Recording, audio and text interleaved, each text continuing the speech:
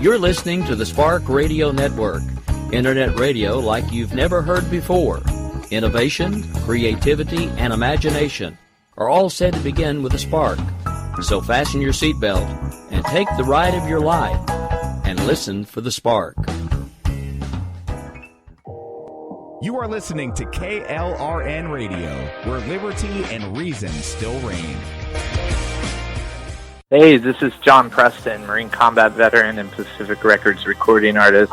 Just reaching out to have you check out our new album, Battle Cry, Songs of America's Heroes, an album featuring phenomenal other combat veteran artists like Scott Brown of the Scooter Brown Band, Ryan Weaver, Rowdy Johnson, just an incredible mix of people. This is all veterans telling our stories and our lives, and we're giving 100% of our proceeds to the Valkyrie Initiative to help veterans and first responders integrate back into society. I myself have battled with post-traumatic stress for many years and lost my own brother, a Marine Corps veteran, to suicide. I ask that you step with us and make this happen. We are in pre-order right now and release on March 17th. Go to iTunes, go to Amazon, buy. We plan on making the charts and making it at a very high level, and your support right now makes a difference. This is the release of my new song, Superman Falls, which is actually about the loss of my own brother, which happened last year, and I would love for everyone to check it out, to listen, and hopefully it'll make a difference in many lives. If you're 85 or younger, would you like peace of mind and comfort for your family? We're Final Expense Direct with an urgent message for you. The average funeral today costs over $8,000, but the most you'll get from government benefits is $255. How will your family pay the difference?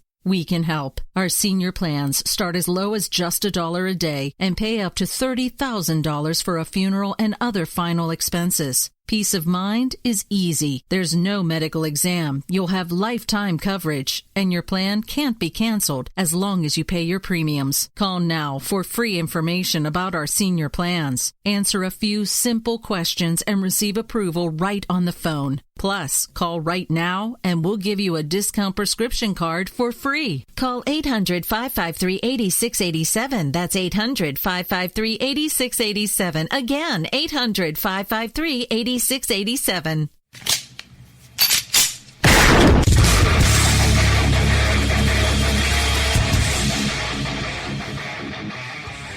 This is Slickery Trigger for Rebel Road Tactical. With proper care and feeding, your pistol will be ready when you need it. There to save your life. Shouldn't your gear be that good? Whether you need a holster for comfortable everyday carry or a tough-as-nails holster for your next training course, Rebel Road Tactical has what you need. Check us out on the web at rebelroadtactical.com.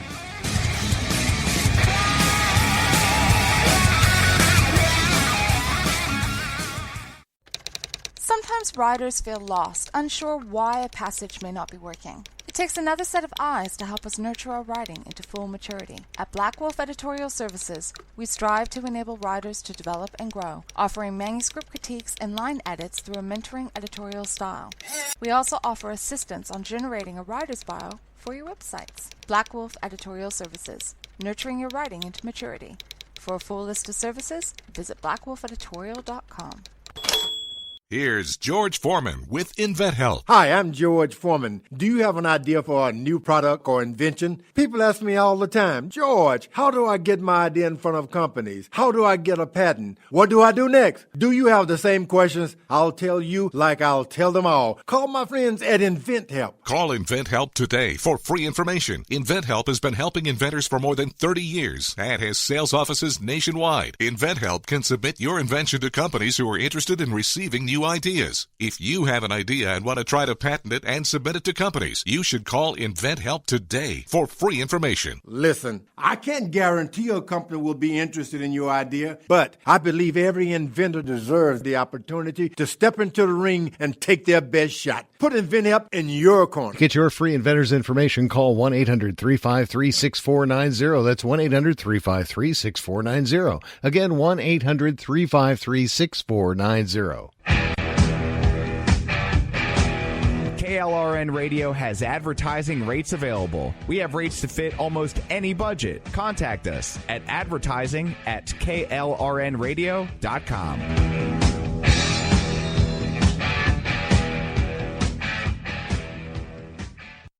An art exhibit in Aberdeen, Scotland is drawing attention for all the wrong reasons, reminding me of the animal paintings versus Pollock paintings comparisons over the years. Oregon is contemplating offering a non-binary gender option for their driver's licenses, and you'll be surprised by the state's statistics.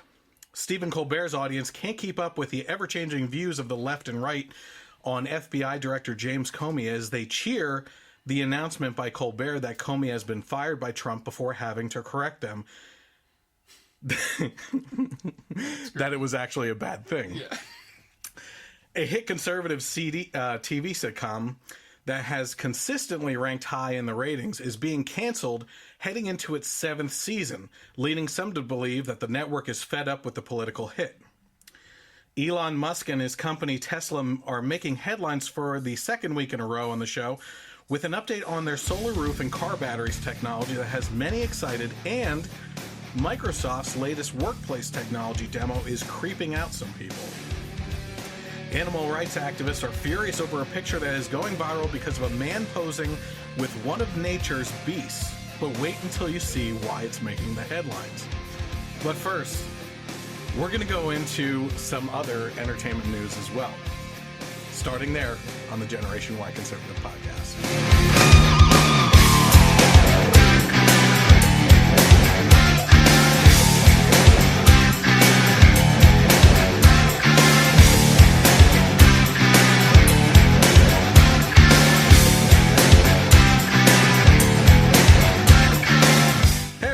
To the Generation Y Conservative Podcast. I'm glad you could join me tonight. If you're following along right now, you may be watching me live on Facebook Live. You could catch me on there. It's either aired Thursdays or Fridays, and depending on the schedule of what's going on, this is kind of sporadic. Facebook Live is more of a behind-the-scenes look of the podcast. The finished edited versions actually go onto YouTube, and then I also have the audio versions that go on to Google Play, Stitcher, and now on iTunes, thanks to KLRNRadio, which airs me and this episode over again on Sundays from 3 to 5 p.m. So you can also catch me on there if you want to listen in. This month's Spotlight, a charity recognized for their great efforts right here in the Lehigh Valley in Pennsylvania, is the Allentown Rescue Mission. Now, last week we talked about who they are. So this week, let's talk about what the Allentown Rescue Mission actually does for men in need. It's an emergency shelter, provides nutritious meals, clean clothing, chapel services, medical attention, community resources, and more. The Allentown Rescue Mission provides services that make a real difference in the lives of men who are in need of help in our community. Some need just a hand up, while others require more intensive long-term assistance. The mission is here to meet all their needs, both physically and spiritually, and to utilize the services of other community agencies as needed. Whether they are the victims of abuse, mental illness, addiction to drugs or alcohol, or just experiencing hard times, the Allentown Rescue Mission offers a supportive fresh start to those who are ready and willing to change their lives. Right now, there's an estimated 15,333 hungry and homeless men in Pennsylvania alone today. So you can learn more about donating or volunteering your time by visiting www.allentownrescuemission.org, and I would encourage you to do that. So, I would like to welcome back Mike, who made an appearance as my guest on the podcast 2 weeks ago for the first time. He was here for the hilarious topics of the Nordstrom fake mud jeans. Yep. He was here for the Starbucks unicorn frappuccino conversation, and the video that's been actually of the segment that's been getting the most hits from that podcast was actually us ripping into Bill Nye for a good solid hour over 4 or 5 topics from that week alone that he was involved in. Just kept the material coming. So, welcome back. Thanks. I appreciate you coming everybody? in. You can head over and check out more of those segments on YouTube after we're done here then, because of course we want you to keep on listening in right now. But before we hit our first topic, earlier this week I actually uploaded the review for the new Guardians of the Galaxy movie, of which Mike and my other buddy Nick were both involved, and it came out pretty hilarious. Yeah, very well done. And I think it's worth watching for entertainment value alone, but it's also great if you haven't seen the movie yet, and even better if you have seen the movie, because you start understanding. We have the way we do the reviews for the movies is we score the movie and talk about the characters and how their acting was, and then halfway through, or 10 minutes or 12 minutes into it, we switch over to the spoiler zone, and we actually start talking about what actually happened in the movie. And so the people that have seen the movie already can join in and see what all the Mary Poppins fuss is about. Right. And you won't get that until you see it. So you can head over to my YouTube channel for that as well. All you have to do is search for the Generation Y Conservative channel on YouTube. And the last way that you can follow me is actually through Twitter. So all you have to do is search for the handle at Gen Y Conservative without the E on the end. You can interact with me there. Get involved with questions, comments. Even a few liberal friends like to put me down on that and everything. So all opinions welcome. All opinions are welcome until I block you. No, I don't do that. So we're gonna get right into it. Okay. Just to keep your interest, keep you hooked, keep you reeled in here. We're going to talk about a little bit of entertainment in the commercial world. Okay. So, when it comes to entertainment, sometimes you come across some interesting things online. And in the entertainment world this week, we're actually going to talk about a new commercial that was released by Skittles in honor of, and I take that honor word is very questionable in this case, of Mother's Day this weekend. So, it's a warning. It's a little bit gross. A little bit gross, but let's take a look at it. So I'm going to actually switch over to that right now, and we'll take a look. Lemon. Orange. Oh, Mother. I love eating Skittles every time you eat Skittles.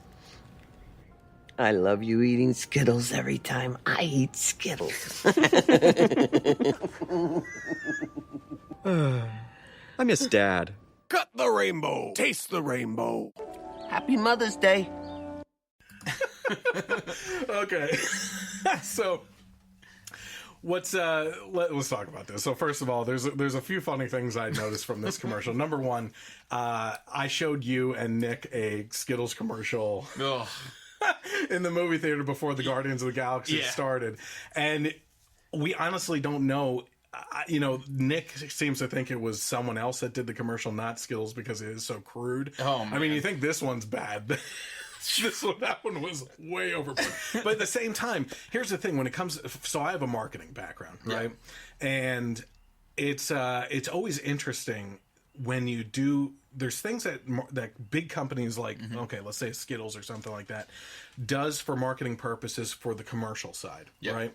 But then there's the viral side, and the old saying of "there's no bad or whatever no such thing as bad publicity. No such thing as bad publicity," right? It's interesting because that kind of video, as gross as it is, those videos, the ones I showed you and everything, they get an attention. And what did you do after I showed you? I was just about to say that. He showed us the original video, which is... it's just... Let's just say it involves a wedding night. Yeah, if you really want to look it up. And their celebrations of the evening. I got up to go get something to eat, and I just felt compelled. It worked. The power of Skittles compels you.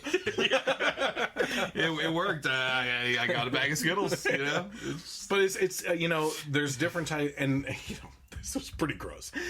But at the same time, I think it's funny because of something else I'm going to talk about too. But it's interesting because different marketing techniques play to different people, right? Yep.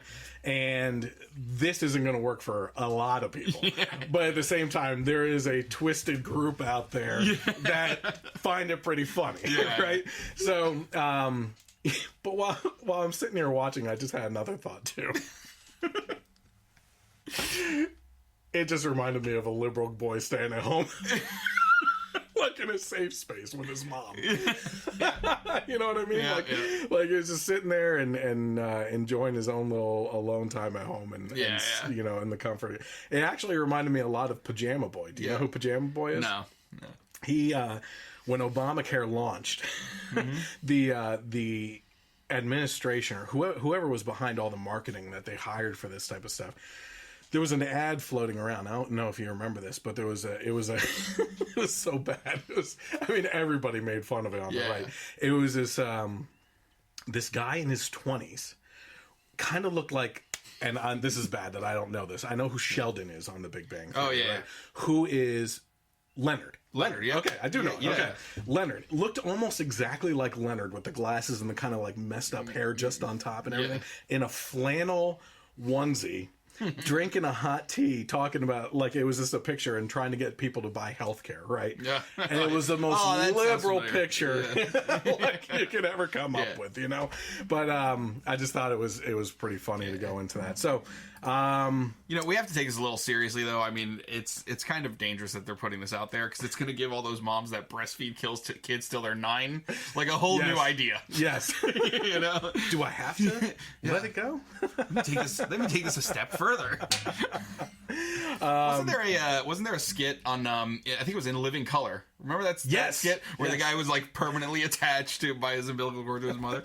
That was pretty funny. So, you know, in the end, while it's not a great ad per se that you would put on TV, it's something you remember. I don't know if they would even put that on TV. No, the other one wasn't on TV. I don't think. I really do think. I think that these are really produced by Skittles. I think so too. Yeah. I'm really starting to get that that feeling. Yeah. So and the I don't know if there are any It's Always Sunny fans out there. Yeah. But, yes. Yeah. The mom is Charlie's mom from It's Always Sunny in Philadelphia. So she's becoming typecast as only like weird mom. Wouldn't it have been great if when he said I miss Dad, if Danny DeVito just walked out in his underwear in the background? Hey, Charlie. Yeah. So we were talking about right before we got into everything that in other entertainment news, the Tim Allen comedy Last Man Standing is being canceled by ABC after 6 seasons on TV. Now here's an interesting thing, and this goes into technological talk or technology talk or whatever you want to say that we're going to get into for our main topic tonight. But the show is averaging 8 million viewers on its Friday night time slot, okay? Which in TV's golden age, when there was no Netflix, when there wasn't Hulu or Amazon Prime, 8 million was nothing, okay? Because 20-some, 30-some, even more than that when it was the dial on the TV. Yeah, right. There were only a couple. Tuning into TGIF. You know? Yeah, exactly. Yeah. Those numbers are puny. Yep. You know, 8 million for a show a night. But in today's age, when you actually look at shows and the way that they're done, 8 million people tuning in for that television show at that time slot on TV and not TiVoing it or bringing it up on Netflix or Hulu, that's huge numbers today. Right? So it's interesting that they're actually getting rid of this show and not going into the 7th season. Do you ever watch Last Man I've seen Standing? a few, yeah. It's great. Yeah, it is. It's actually one of my family's favorite shows, and it's one that we know is safe to watch around the kids, you know, because nothing is anymore. Yep. I mean, it's pretty disturbing. Actually, and maybe I can bring this up here. There is actually a couple shows that are on Hulu for the kids, in the kids programming, that I was told by someone recently has kind of an agenda behind that too as well. So I just want to... So this is a message I received from a follower, and they said that this was around the time that we did the Beauty and the Beast review. She said, we all know about Disney's Beauty and the Beast trying to include the LGBT views, but today I saw Hulu has 2 kids' cartoons in the 2 to 4 age group that are LGBT. Rosaline and The Bravest Knight Who Ever Lived are both include this type of agenda. She said that they're not even completely against those types of things, but there was no notice from Hulu. They kind of snuck it in, she felt. And she wanted to, make that known. She even said that they called Hulu services and talked to them about it and said, this isn't something that people should just be stumbling upon. They said, well, we haven't received enough complaints yet to actually do anything about it. So I leave that ball in your court. I'm not the type of person either way to call for boycotts. I think that's stupid. Yep. Because that's, trying to shut down something. Now, if someone is in danger, then there's something maybe there to talk about. But in a lot of cases, the left uses the tactic of public shaming, boycotts, protesting that gets violent, just to get their agenda through and make something shut down, especially businesses. And most times they actually end up tarnishing or destroying liberal businesses like Starbucks and the other one during the inauguration. But it's something to look into and at least be aware of for your family if you don't want that kind of agenda driven down your kids' throats. Now, for me, I'll be honest with you. I don't want a kids show that's for the ages of 2 to 10 having any heterosexual relationships. That's exactly what I was thinking. There's really no need at that age for there to be a romantic component to your cartoons. You know what I mean? I have 3 daughters I got to worry about, like in their teenage years, with batting guys away from. I don't need them putting in their head already that they should be looking at boys in a sexual way or anything. So let alone a different agenda being driven down. Like, just leave it out. Everything has to include this stuff these days. It's getting ridiculous. Well, let me ask you this. Now that the ABC is canceling Last Man Standing, have you ever seen the show on Netflix called The Ranch? No.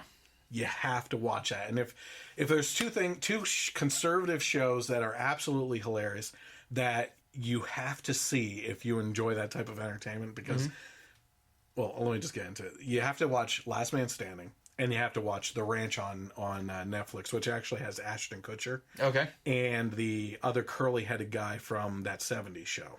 Oh, Masterson? Isn't it Danny Masterson or something like that? Yeah. So he's in it, and then there's this old guy that plays their father that has like this deep voice, but he is probably the funniest character on there. But that being said, in regards to Last Man Standing, the reason why that show is actually so great is because I saw someone point out earlier today, it's not a conservative comedy, right? Yeah. Tim Allen is a patriarch of the family and has conservative views, but for every time that he belts out a conservative view, like his liberal daughter or liberal son-in-law or someone that's around the vicinity, like belts back a liberal point of view. So it actually equals out, but he's the main character, so people see it as a conservative comedy. But it's absolutely hilarious. And so here's what I'm going to say. I'm not for boycotts. But I think there needs to be a bigger outcry over Last Man Standing being canceled by ABC, because I'm seeing huge outcry of support for this show already on Twitter and everything else. And I think that everybody should kind of chime in that this is actually a great show. It's a great family show. And even within situations where the liberal family members are involved, it's always teaching life lessons. And bringing the family back together. Every family has their dysfunctions and everything. Yeah, sure.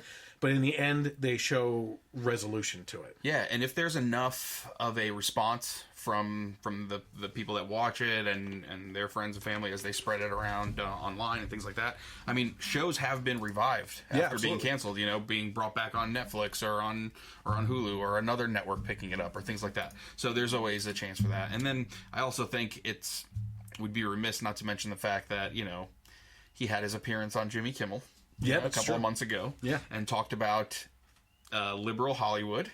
And then what he said he was afraid of now conveniently happens to him, later, a couple of months down the line. Well, and I mentioned this in a podcast a while ago, which is on The View.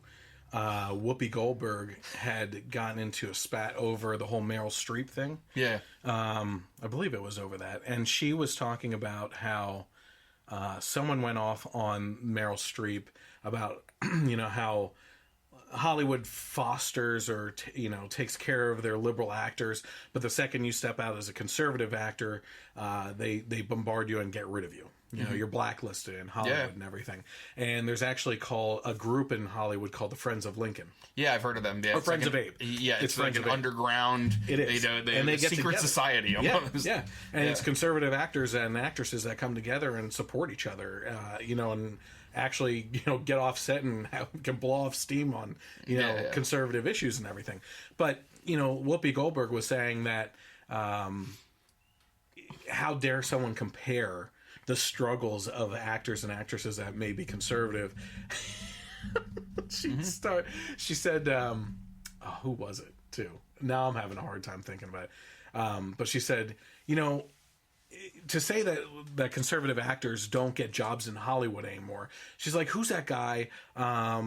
And she's going through, and they finally say it, but it took a minute, and you're like, the reason why you don't know his name is because he's been blacklisted. Yeah, right. He only shows up in conservative-directed films anymore, you know? Yep. You have John Voight. You know, is one. Gary Sinise. Sylvester Stallone, you know. I was just talking about this with my dad at dinner tonight. He's saying, like, it's almost like the only conservative actors you see in Hollywood, too, are older, you know... older guys, people that have such an established that have lived some life list, of on their IMDb, that they are guaranteed to get a job no matter what, because people will pay to see them, so they know if they can be.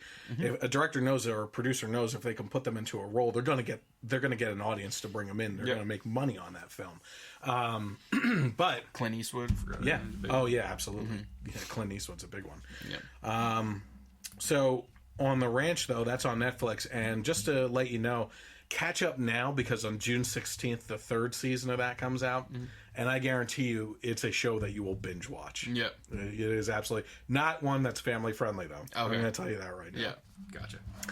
Okay, so here we go. Animal rights activists are furious over a picture that is being circulated right now of a man and the 8-foot shark he caught. Let me bring that up for you. So, not only may it be what is considered a trophy killing, but what has the activists really upset is that the man is laying on top of the shark nude. So the photograph was shared by wildlife presenter Annika Svenska, who tweeted, "Who is this man? Please retweet, find him and ask him why he did this. Where is the humor in humiliating slaughtered animals?" While Marie Levin, founder and executive director of the Shark Research Institute, told the Huffington Post, that's disrespectful to the shark. So you guys are, if you're watching right now, and you can also see this in the YouTube video, you're seeing a picture of this man and this shark. Not exactly. He's like worse than George Costanza on the couch, but at least George was wearing some underwear, right? And I'm going to take the image down now, okay? Just so you got a chance to see it. But you get the idea after a second. I mean, here you have two different people that are saying humiliating slaughtered animals and disrespectful to the shark. Like this shark had any idea what's going on. He's not getting released back into the wild. So Debbie the shark and Charlene the shark aren't like gossiping about, did you see Frank's picture with the naked guy? Oh, what a loser. Like humiliating the shark. That's going a little too far. Do I think that this guy should have done it? No, there's something mentally wrong with this guy. Yeah, obviously. You know what I mean? Like, but does he identify as a shark? Who knows? Yeah, I mean... it could be identifying as an even bigger sea animal, but, whatever. Not judging. Right? Yeah. I mean, the only thing the shark cares about is that it's not currently in the water. Yes. That's all that matters to the shark. The shark doesn't care. It doesn't have... Its feelings aren't hurt, Yeah, I mean... it's still not right. I mean, obviously... Now, there are two issues here. I will side with animal activists if this is what they call a trophy killing, which apparently maybe there's a season for this, or you have to have a license to catch shark, or at a certain length you have to put them back or something. I mean, this was an 8-foot shark. This was a huge shark. But they're actually looking for this guy right now. If you zoom in on the face, just the face, please, you'll see that he looks a little familiar to some people, and they thought that he was the head coach for one of the Florida football teams, possibly the Gators or something like that. I'm not sure. And he caught a shark. Why didn't he pose with a gator? Right. But that coach actually denied it and said that that's definitely not him. They thought it was someone else, and it wasn't that person. So they are on the lookout for this guy. And, it's not funny that the shark is dead, No. But it's a little funny with the picture. I mean, come on. Everybody gets a good chuckle out of it, even though the guy was kind of a douche about it, Here's the other thing. I feel like anything you see online, you should be skeptical of. Like this could easily be totally fake. Yeah. Totally photoshopped, and it's going viral, and it's like Let's bring that picture up again, right? Let's do some analysis. It's like. Well, I can tell you as a Photoshop expert that the shadowing is on point if they did do a Photoshop job here. Yeah. I'm thinking it's actually real. Yeah. To be honest with you, just being a Photoshop junkie myself and everything. But what I will say is actually, surprisingly enough, and I didn't even write this down, there was a shark attack story that was just online that turned out to be fake. Oh, the girl? The girl in the cage. Yep. Yeah, it's that like a webcam girl or something. Yeah. Porn star. Or something like that. And she like went into a cage and then basically faked that she had a cut on her leg, and it looked like a real cut.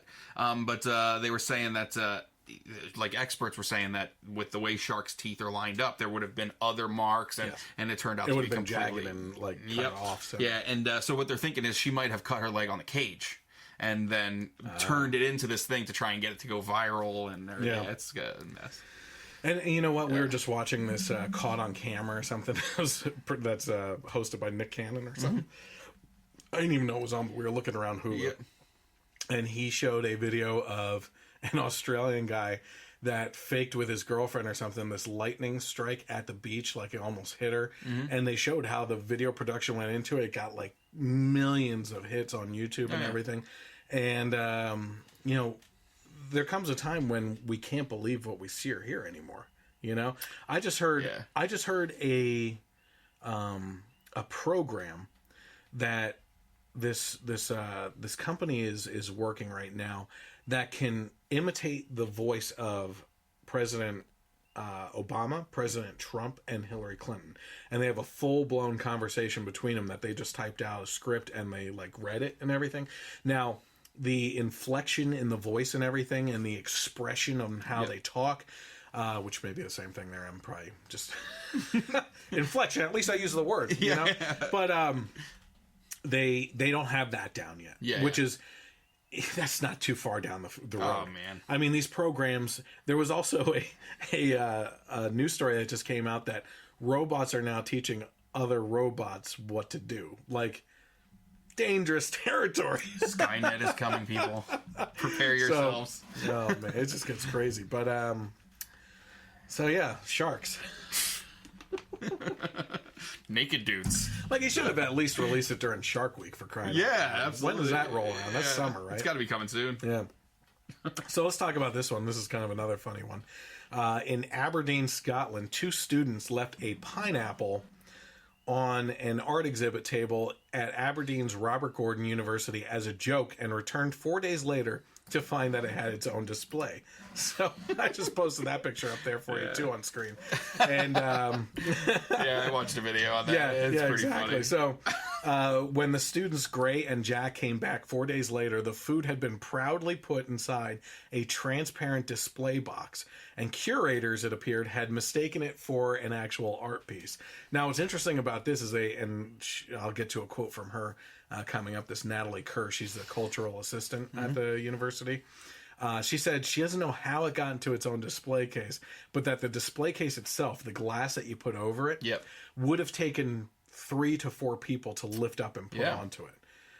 So I'm just imagining these Scottish museum people like walking up, seeing this pineapple on a table and being like, look at this, laddie! It's a great piece of art! Get the case! What's it doing unprotected? It's gonna start rotting! It's like, so they panic because they think that this piece of art is exposed to the elements. Yeah. Was it an indoor museum? Because Yes. it looked like, it might have been the lighting. No, it looked like was, an outdoor thing. And, cover it up. And then when they went back, they heard like someone talking to a person that worked at the museum, asking like, "What do you think the artist? What was the meaning of the positioning and everything?" You know, and these guys are just thinking, "We just put a pineapple on a table." Yeah. That's Well, all not that. we You did. know what probably happened too is like, could you imagine like serious art snobs, right? Like in the museum itself, the curator type people putting the glass display case over it, and they bump the table and the thing falls over. What position was it in? Yeah. It's ruined. Yeah. Oh man. So here's what this kid said. One of the perpetrators of this, he said, "I saw an empty art display stand and decided to see how long it would stay there for, or if people would believe it was art," said Gray.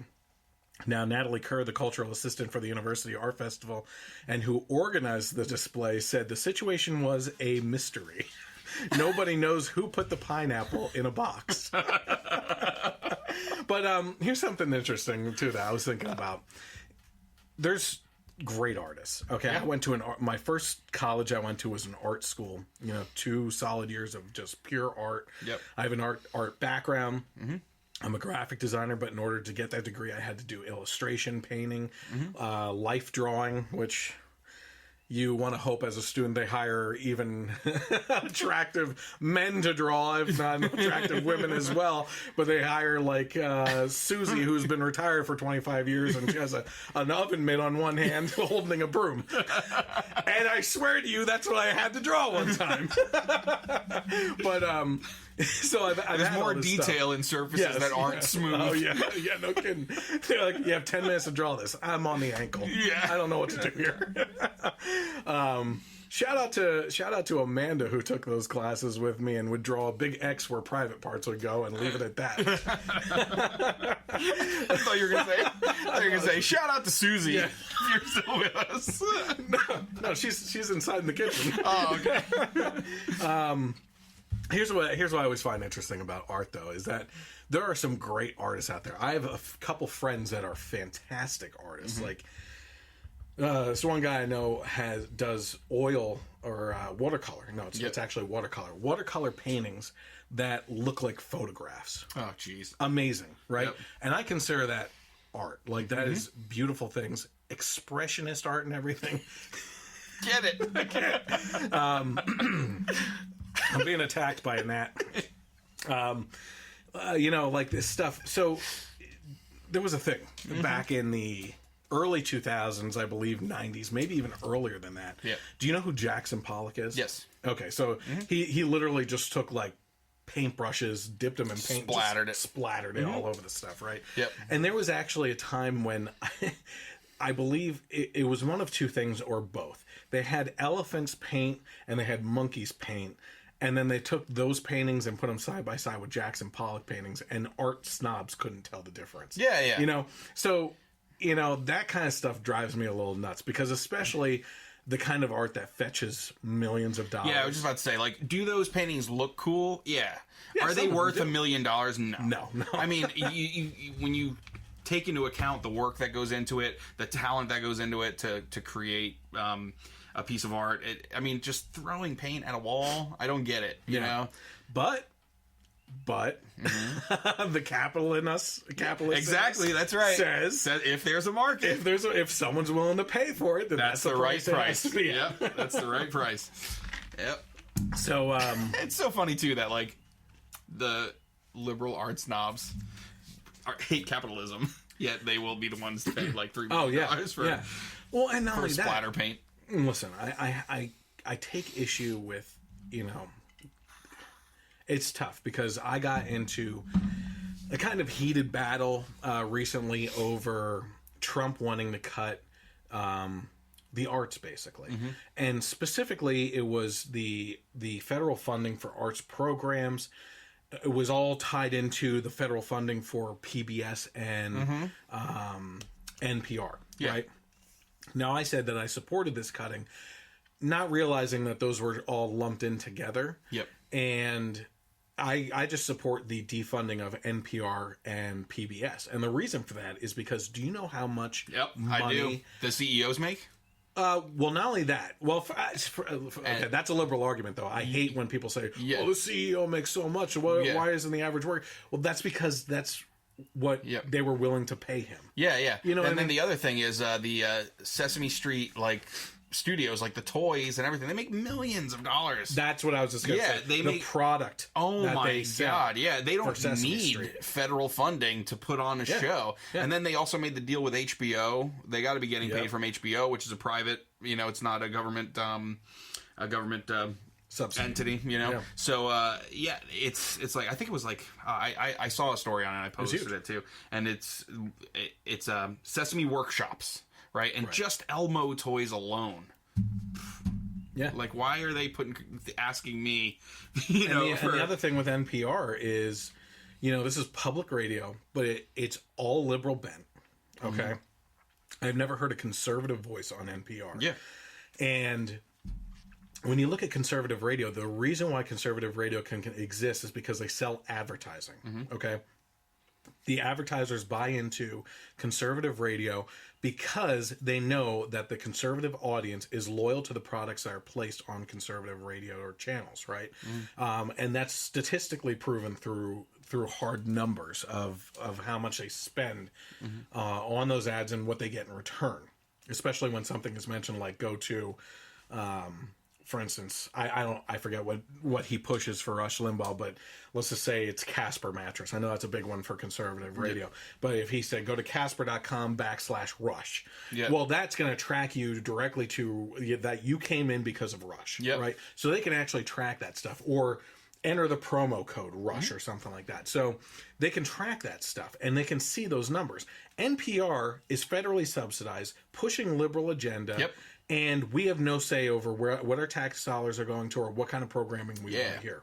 It's not right that, and it would be. I would feel the same way if NPR was all conservative. Yeah, I mean, if it's a public program supported by tax dollars, and we're in a country where the people are pretty much divided almost right down the middle, so to force 50% of the people to have their tax money go towards something that flies in the face of everything they believe in, whether you're on the right or the left, just doesn't make any sense to me. And you know what drives me nuts? Yeah. Welcome to NPR. And I'm going to talk like this the whole time so that you understand where we're coming from, that we're highly intelligent people and we're going to get to you through soft, soothing sounds. And completely disregard the fact that someone that sounds like me would burn your house down if you had a disagreeing opinion. I mean, I think I tried one time to do a whole show in NPR tone, and it drove me so nuts. I was like, I'm going to lose my voice because I'm just trying too hard on this. But they think like, oh, throw in some jazz music in there and speak softly to the audience, and it'll come off like an internet cafe intellectual, someone sitting in Starbucks with their Apple book on their lap and a little beanie on and skinny jeans and unicorn frappuccino. Yeah, right. Basically screaming in the lowest voice possible that I'm an elitist prick. Oh boy. Okay, so you were here for Bill Nye. Yeah. Okay, so you weren't here for Stephen Colbert. What do we got? No, but I watched intently and wished I was here for that. I know. Sorry.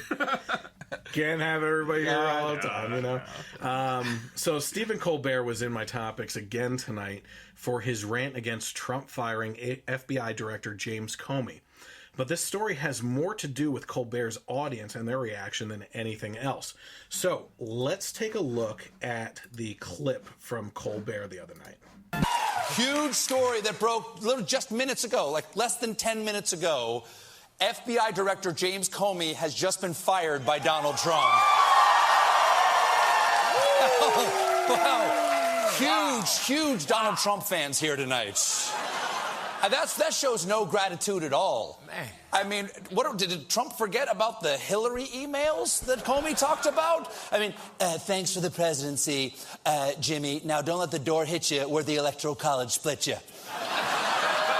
So, oh, look at that. I still have the the pineapple display up there.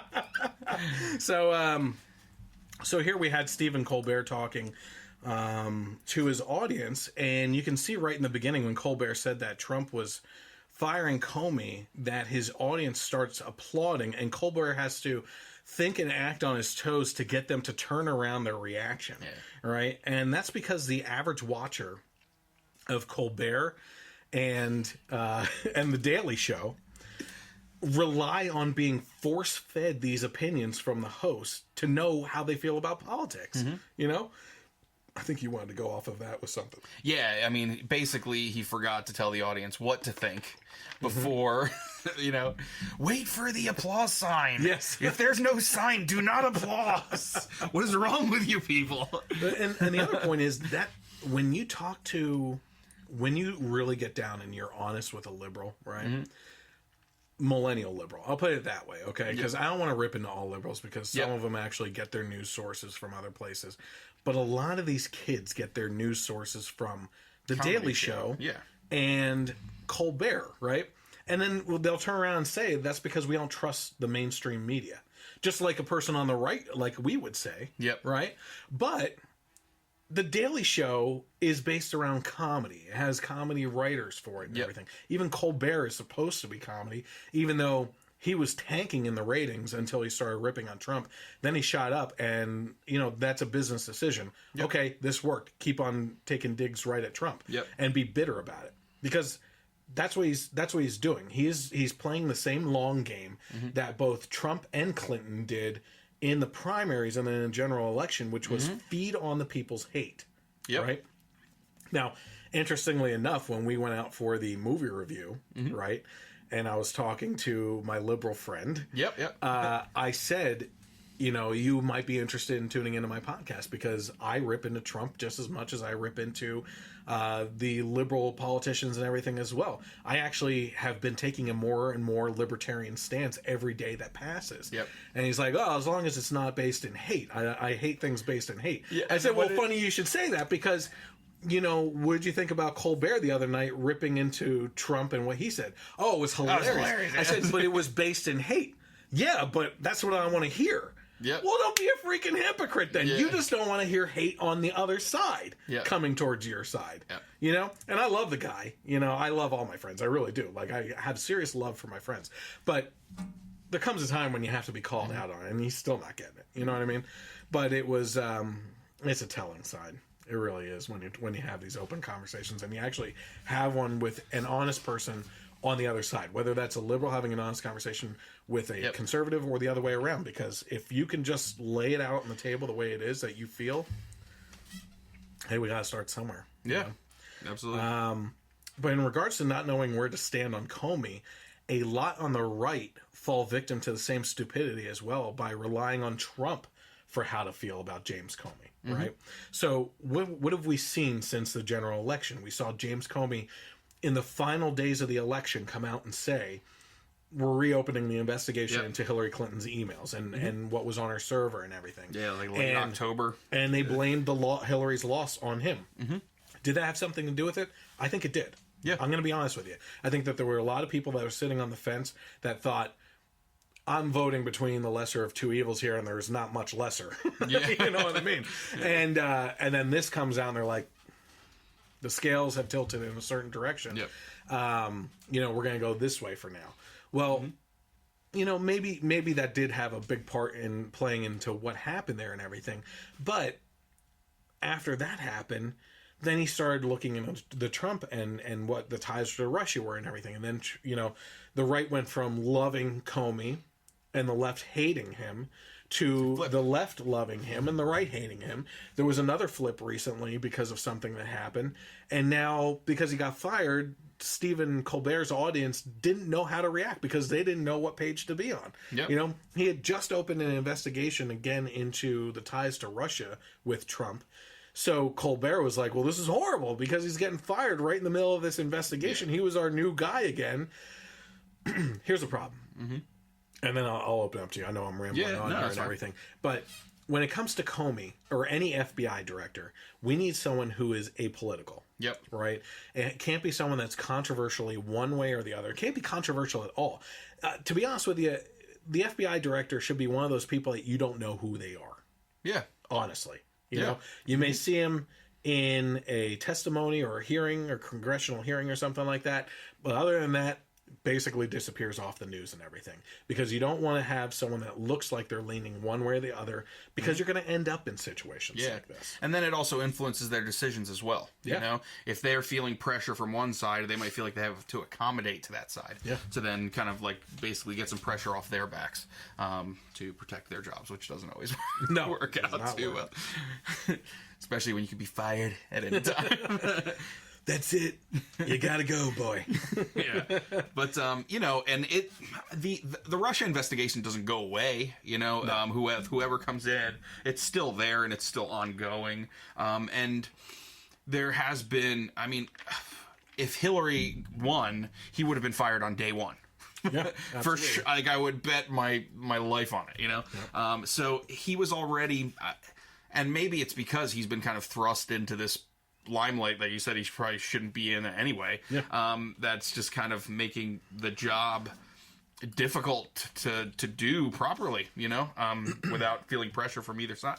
So it seemed like he was kind of like falling off the rails from a long time ago, and somebody else should probably come in anyway. But I mean, the whole Colbert thing, the sheeple don't know what to think, you know. And they it's great when they started applauding. Hey, he seriously looked like he was gonna start to. He was pissed. He was pissed. He was like, "Oh, a lot of Donald J. Trump fans here." It was not joking around. You know, didn't you get the note under the seat before it started? So here's a question for you: should Comey have been let go? I think I kind of think so, just because, like I said, his up and down, left love him and right hate him, right love him and left hate him. It seemed like it was just too much of a distraction from the work that needed to be done, just in general.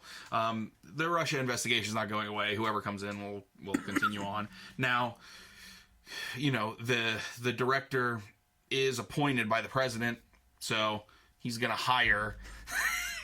He's hiring the person investigating him, and obviously there are concerns there. Yeah, right. My son-in-law will be the new head of the FBI. Jared, I need you in another department now. So it's a weird situation, because I don't think he was really the right person for the job, just because of everything that's happened. But it's tough to, like, okay, it's timing. That's what it comes down to me. Yeah. And that's exactly what I said. I said, did Trump handle this the right way? No. But yes, he should have been let go, because you shouldn't have someone controversial enough that people feel like they're picking sides politically. You know? If anything, especially if Trump feels that there's nothing behind the Russia stories, which this is personally what I think. There really isn't, I think. I mean, Hillary lost because she didn't go to the states where she needed to go to win, because she thought she would get them.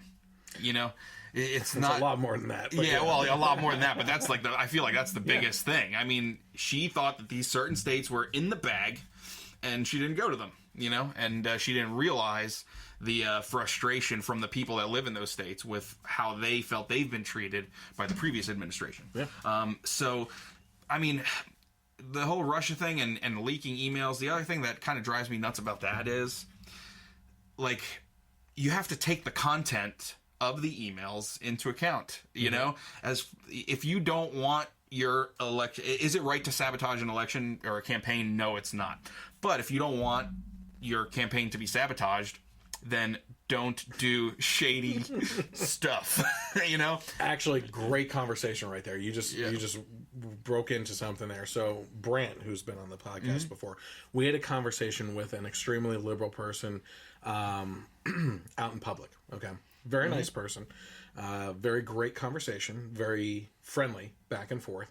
But this woman was saying, and she's around Hillary Clinton's age, that Hillary Clinton is one of the smartest, most intelligent, kind people that she's ever seen running in politics. Like, we couldn't disagree more on that, right? And I could have sat there for an hour listing off the reasons why she's wrong without ever touching a subject twice. You know what I mean? And then she went and said, right after that, that the fact that she had her own private server and using her phone for these classified emails and everything, she's an older person, she doesn't understand technology, and it was a mistake. So you go from saying that this woman is a highly intelligent politician, but she's too dumb to figure out simple technology and what you legally can do in the federal government and whatnot. You can't have both. It's not even the technology. It's not like, how do I work this phone? It's the rules of what you're supposed to do, which are very clear and simple. I mean, I used to work for an aerospace software company where they had contracts with government agencies, military, and everything, and there were SCIFs. SCIFs are like secure rooms where if classified conversations are happening, they have to happen in there because it's for the security reasons, and it's stuff that everybody, I know pterodactyls are flying around. But I'm being bombarded. Right. So she should know this, especially having been in government for as long as she has. You know what I mean? Yeah. So it's crazy, and it's all the whole Russia thing. I feel like is a big deflection. Yeah. It's like if I go out and let's say I go out and just get naked and lay on a shark. But Russia is the one that releases it. I'll be like, hey, forget about me embarrassing that shark. No, that's not important. It's that Russia leaked it. That they're the ones that are wrong. Like I didn't do that. So it's crazy. Disclaimer: Mike has never laid naked with a shark. A dolphin is a different story. Yes, dolphins are different stories. But here's another thing too. So this woman that we were talking to didn't realize that she was talking about technology and not knowing things. And she said, all these people in the government have done this stuff before. They've been caught doing this stuff before. Well, that's a very big mix-up in media, right? That previous administrations had done this type of thing before. But what they had done is had their private phones with their work emails coming through onto that phone. They weren't setting up their own private servers.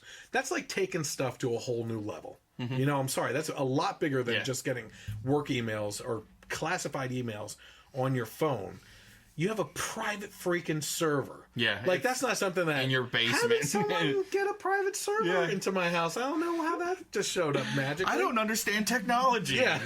But I built a private server in my basement. Here I am. I've been putting my hot cookie trays on there to cool them up. I thought it was a cooling rack. Yeah, right.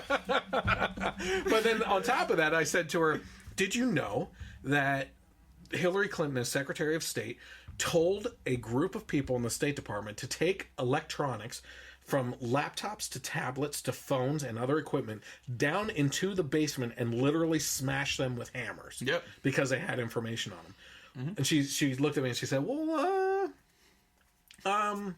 yeah, but that may have had other types of information that that was like routine and they had it.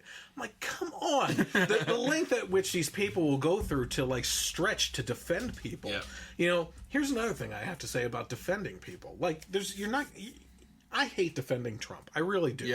But sometimes they make it so easy. They come out with these ridiculous arguments against them and you're like, all right, I'm gonna call foul here, and pull you out on this one because you're being ridiculous with what you're accusing him of.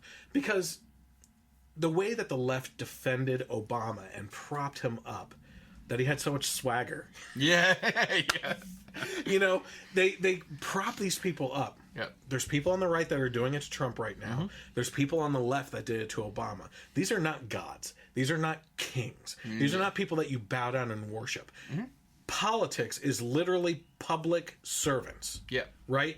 That, to me, is stepping down from a citizen. It's stepping down. Because you are now representing all people. You know what I mean?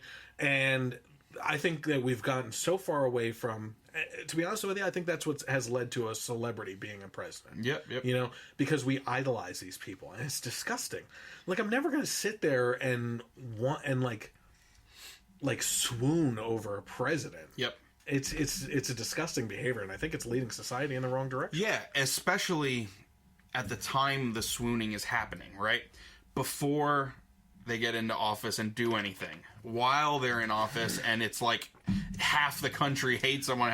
I mean, if you have a great person as president, they do great things, and then they're remembered fondly by history. That's someone you can look up to, right? And kind of, you know, like the three people he got behind it. Yes, know? exactly. But you know, for you know who's not up there? Calvin Coolidge, right? But for people to do it to Trump and for the people to do it to Obama, it's like it's crazy. They're like deities to these people. Yeah, I mean, you know, if we ever got to a point where an incoming president got a Nobel Peace Prize or an elementary school named after him before he even took office, I mean, that's when we know we've hit an end. We're already 8 years out from that. All right, sorry. I have no problem with the president winning a Nobel Peace Prize. I just want it to be for something of do something to earn it. You know. Hey, congratulations! Here's your participation trophy for the election. Okay, so let's go to. Okay, so this is an interesting one. In Minnesota last month at St. Olaf's College, I had a good laugh over that. Like, how do you read Olaf anymore without laughing? A student by the name of Samantha Wells apparently found a racist note on her windshield that caused an uproar that led to a sit-in protest and demands from the students of the president of the college. But it turns out that this is yet another in a string of hoaxes since last year's election. Demands of the president of the college included the creation of a comprehensive, mandatory racial awareness curriculum and additional programs for students of color. So the president said, "We learned from the author's confession that the note was fabricated. It was apparently a strategy to draw attention to concerns about the campus climate." Foolishly enough, I did not write down exactly what that note said. Didn't have any racial slurs in it, I believe, but it did make reference to, like, go back to your country or something like that. And it may have said the N-word, which I don't condone at all. Yep. But, again, this was a hoax that was made up, and they've pointed out stories like the Muslim girl on college campus that had her hijab stolen by two white men that said they were Trump supporters and threatened to beat her up. Yep. That turned out to be false because she was out past her curfew and she wanted an excuse for her parents. Once the police got involved, that whole story fell apart. Same exact story. Muslim woman on the subway has her hijab stolen by two Trump supporters. That story falls apart. I mean, it's the exact same story except for the environment in which it took place in. Yep.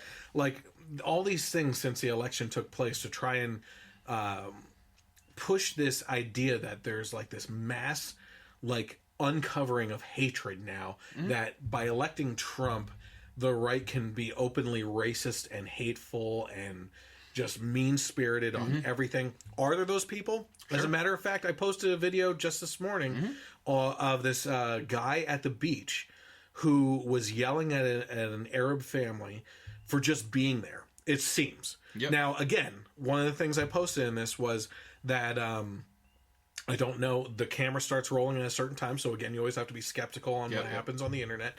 You don't know what happened before that. But like I said to my wife, no matter what this Arab family said to instigate this, or even just being there being the instigation, there was no reason for what this guy said, which was like he's claiming to be a Christian, cursing them out, saying Trump's going to get rid of you, grabbing his crotch for some reason, and like going like cursing. This is the greatest country. So you did. My country is the greatest country in the world. Yeah. Yes, and claiming to be Christian. I'm thinking to myself, man, you are going to a bad church. Right. Listen, and that leads into a whole religious discussion. But listen, no church has a pew full of perfect people. You know, a church is full of sinners. That's what it's there for. But this guy isn't practicing outside of the church how to behave like a Christian. It's like a decent human being.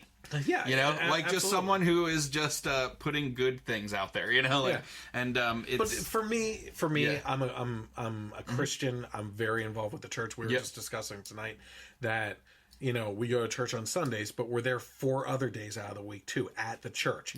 We have the kids' night there for the groups that they get together with. The our homeschooling group gets together as homeschoolers from the area to go there. There's other activities that we go there for. Like, it is a central part to who we are. You know, and to have people like this tarnish what Christianity is about. Yep. Or the Westboro Baptist people and what they do, or even former friends of mine who are abortion activists that go and march with like signs and get in people's faces, you know, at the clinics and everything with completely wrong message, you know? Yeah. Just real quick, one thing I've said about that is there's a difference between that and when Jesus went to the well and met with the prostitute during the day. He didn't get up in her face with a drawing at the time of what STDs look like and shoving it in her face like repent, you know? Like he talked to her. Yeah. He sat and ate with the prostitutes and the crooks and the bad people and everything. Like there's a big difference between holding a sign like that and showing up out of hate and spitting hate, trying to somehow bear fruit as a Christian to get more Christians to come to your side. Yeah. Now change. Now change your ways and join me. Yeah. Be a prick like me. Between that and like someone setting up like Alex's lemonade stand, just saying, "Hey, you want to talk before you go in there?" Like I'm here for you. If you have any questions, I might be able to give you some alternatives. You know. And I'm not here to judge you, but I can give you some alternatives. Like, that's what people should be doing. Yep. You know? Like, try your best. Yeah, so... to be the best person that you could be. Exactly. To, like, reach out to people. Yeah, and that video, too, is doing the same thing for both sides. And what I mean by that is, it's taking... this one guy's very narrow-minded view of Muslim people and projecting it onto any Muslim he sees. Yes. And then it's also doing the same thing for Christians. Yes. You know what I mean? Yes. He is making all Christians look like that. You know what I mean? Is all on him. Yep. Yeah, absolutely. Like I said, they could have been sitting there. Now, this is exaggerating, and just to make my point, they could have been sitting there with a fake explosive device going, "I'm going to blow everyone up."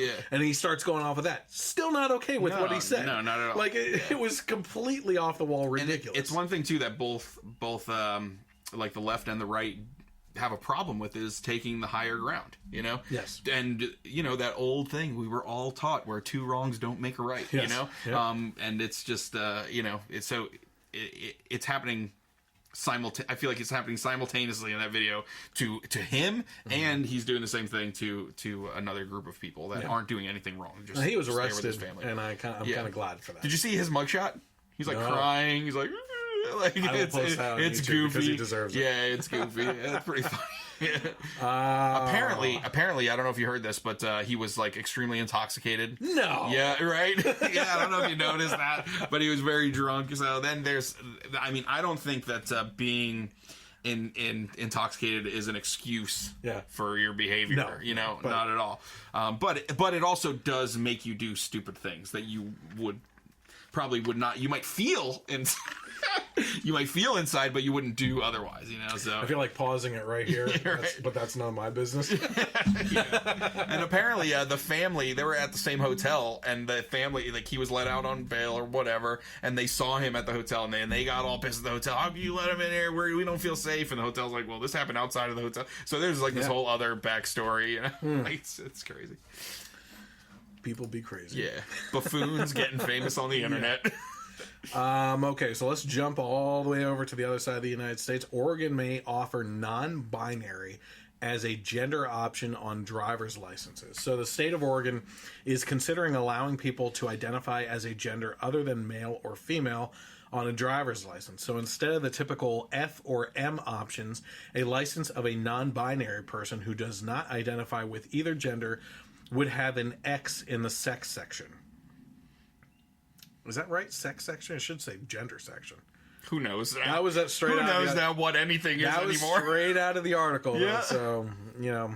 Yep. Because sex and gender are two different things. I mean, everything's different. I'm so confused. I gotta go back to like high school biology now. Oh, you don't want to do being that. retaught. Yeah. If this change goes through, Oregon will be the first state where a person would be legally able to identify as a gender other than male or female. If the proposal is approved, it will go into place this summer, so very soon. Now, this is what I found pretty interesting. And I'm not judging either way. I find the statistics amazing. Mm-hmm. There are an estimated 20,000 transgender people in Oregon alone who may wish to update their gender to the X on a driver's license. I think that they're kind of going off of just the transgender population in general. I, quite frankly, if that's true, if there's 20,000, that seems like a very high number to me in Oregon. Now, Oregon is a very liberal state, you know, but when you look at the overall percentage of even the LGBT community and everything, it's a fraction of 1% of the total population.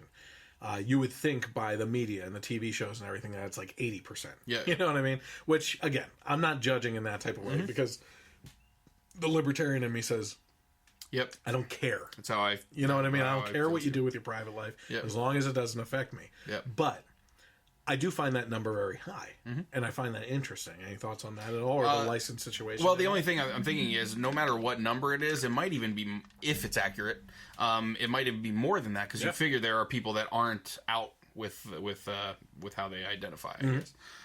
As far as the license goes, I'm kind of on the same boat with you. Like, it's something that would not affect me or my life whatsoever. So if it makes somebody else feel better, that's, I mean, fine. But it kind of goes back to the Dave Chappelle thing too. Like, how far do I have to get pulled into your pronoun? Yeah. Like how?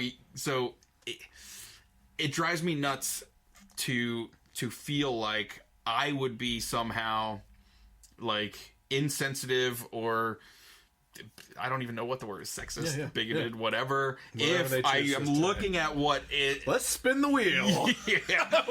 What are you offended by today? If I'm looking at what has historically forever looked like a woman, and they turn out to identify as a man, and if I make a mistake, totally not with any ill intentions, but then you can, like we were talking about earlier, like your business can be destroyed. You're shamed.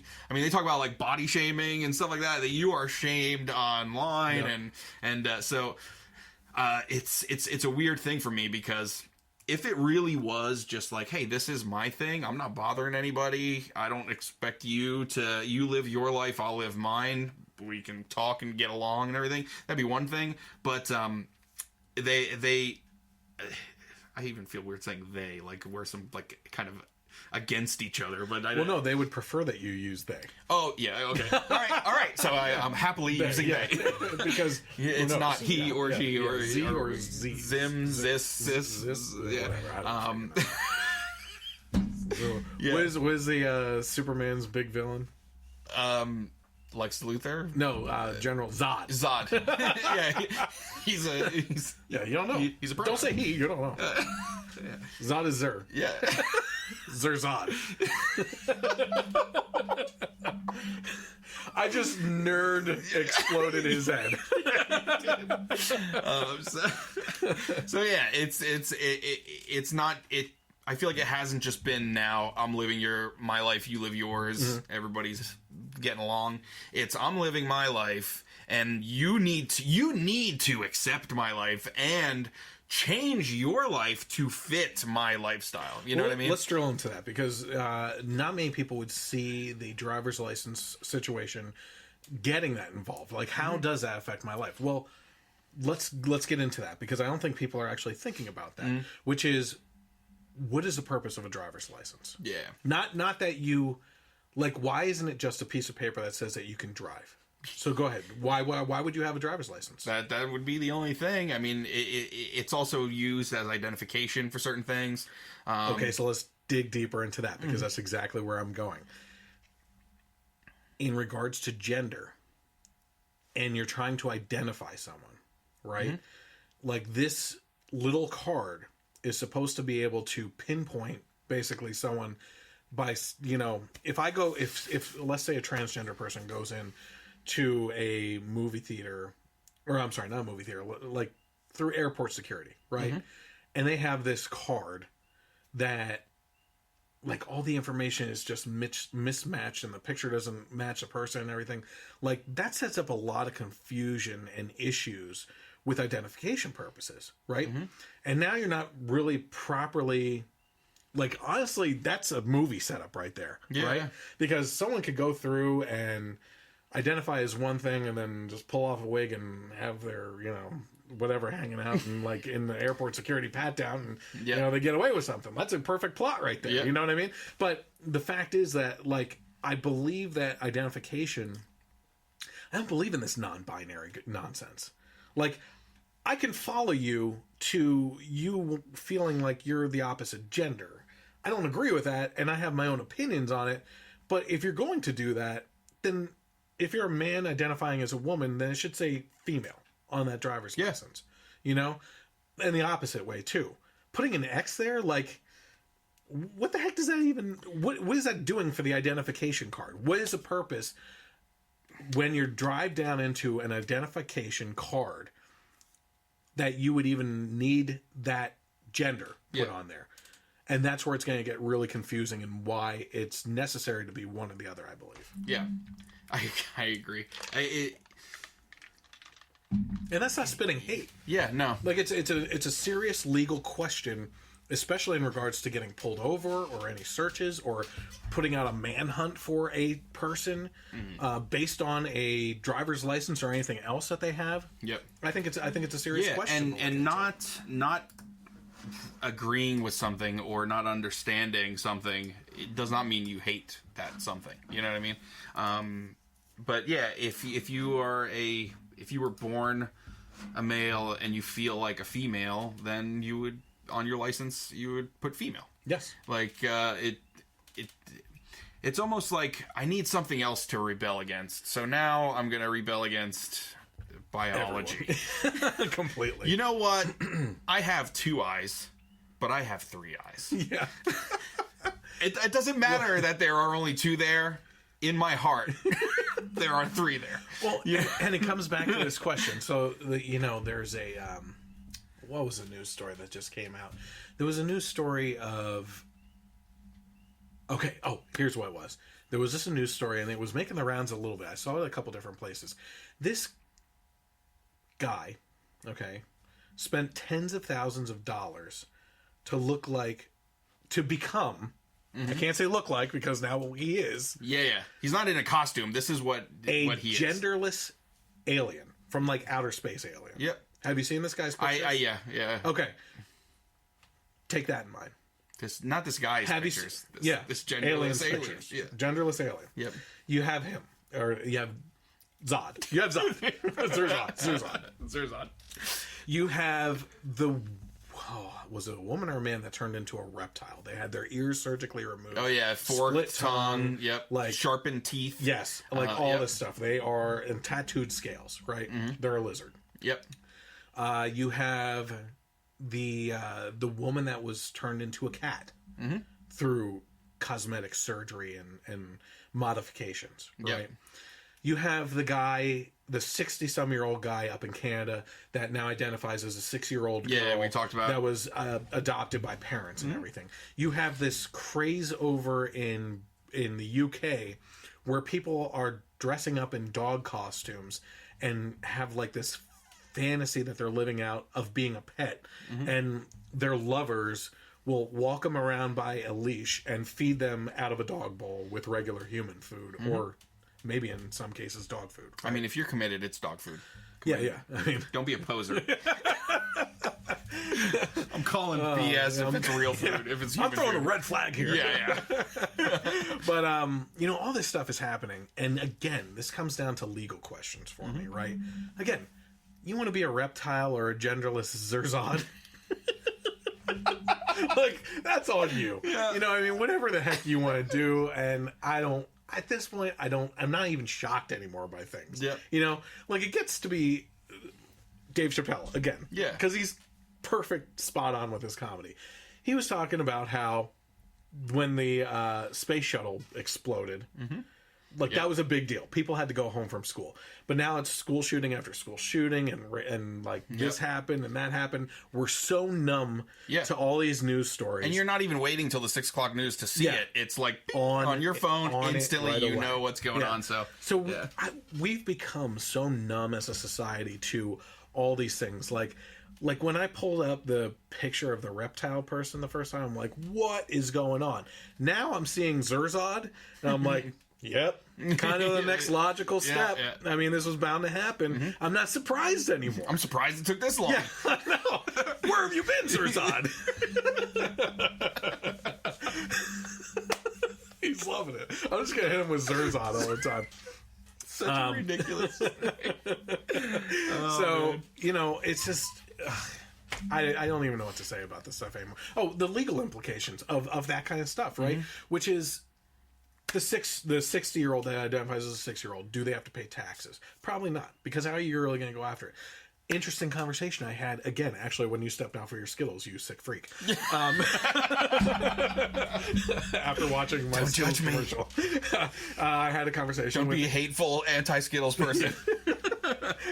Anti-skinny. I identify as a rainbow. And you will taste the rainbow. So when you stepped out to go get those, I was talking to Nick, who I've mentioned before is a liberal friend of mine that went to do the movie reviews with me. And I said, Nick, I want to have he hates talking politics with me because it's the only way that we could stay glued together as friends is by not talking about it, you know? But I said, I have to talk to you about some political things that I find really interesting. I just want to know your opinion on them, you know? Yep. Not judging at all. I just want to know where you stand. I said, as a liberal, and by the way, Nick is African American or black, or whatever you want to say. I would say black or brown. The first question I asked him was, how do you feel about this Rachel Daziel? Or I forget how you say her last name. And he said, you have to fill me in a little bit more. I said, this is the woman, white woman, who tans excessively and frizzes her hair and has been running as a leadership position a black group, I forget exactly what it is, out in like Oregon, of course. Freaking Oregon. Yeah, Oregon. Like once the San Andreas breaks off that coastline, you know. But I said she identifies as black. And even after she was caught and her parents called her out and said, no, she's definitely white, she said she identifies as a black person. She's transracial is the term that she uses. Yep. And I believe there's another famous guy. I don't know for sure. I don't know. Sean King white or black. I don't know. There was another one in his type of leadership position that people didn't know about. But the fact of the matter is that he said, yeah, it's a crazy situation. I just recently found out about it and I was looking into it, and that's a tough one. But yeah, I think she has some mental issues. I'm like, okay, well, how do you feel about transgender people? He's like, I know transgender people and the struggle that they're going through, and it's a tough thing. They have a lot of courage. They're very brave in what they do and everything. I say, okay, so you are okay with them? Yeah, but they don't have a mentally ill. They're not mentally ill. Well, no, but this woman is because she identifies as black. Yeah, absolutely. I'm like, okay, I'm not judging either way on either situation, the transgender people or this Rachel person, but how can you, give validity to one situation over the other one when it's all about what they identify as? And he's like, they're two totally different things. Well, no, not really. She's identifying as black, and she has taken on that lifestyle completely. That she actually got away with it for many years before she was exposed. And that's the same thing going on with the other community. I don't know what the answer is. That's why I was looking to him as a liberal person for where he stood on that.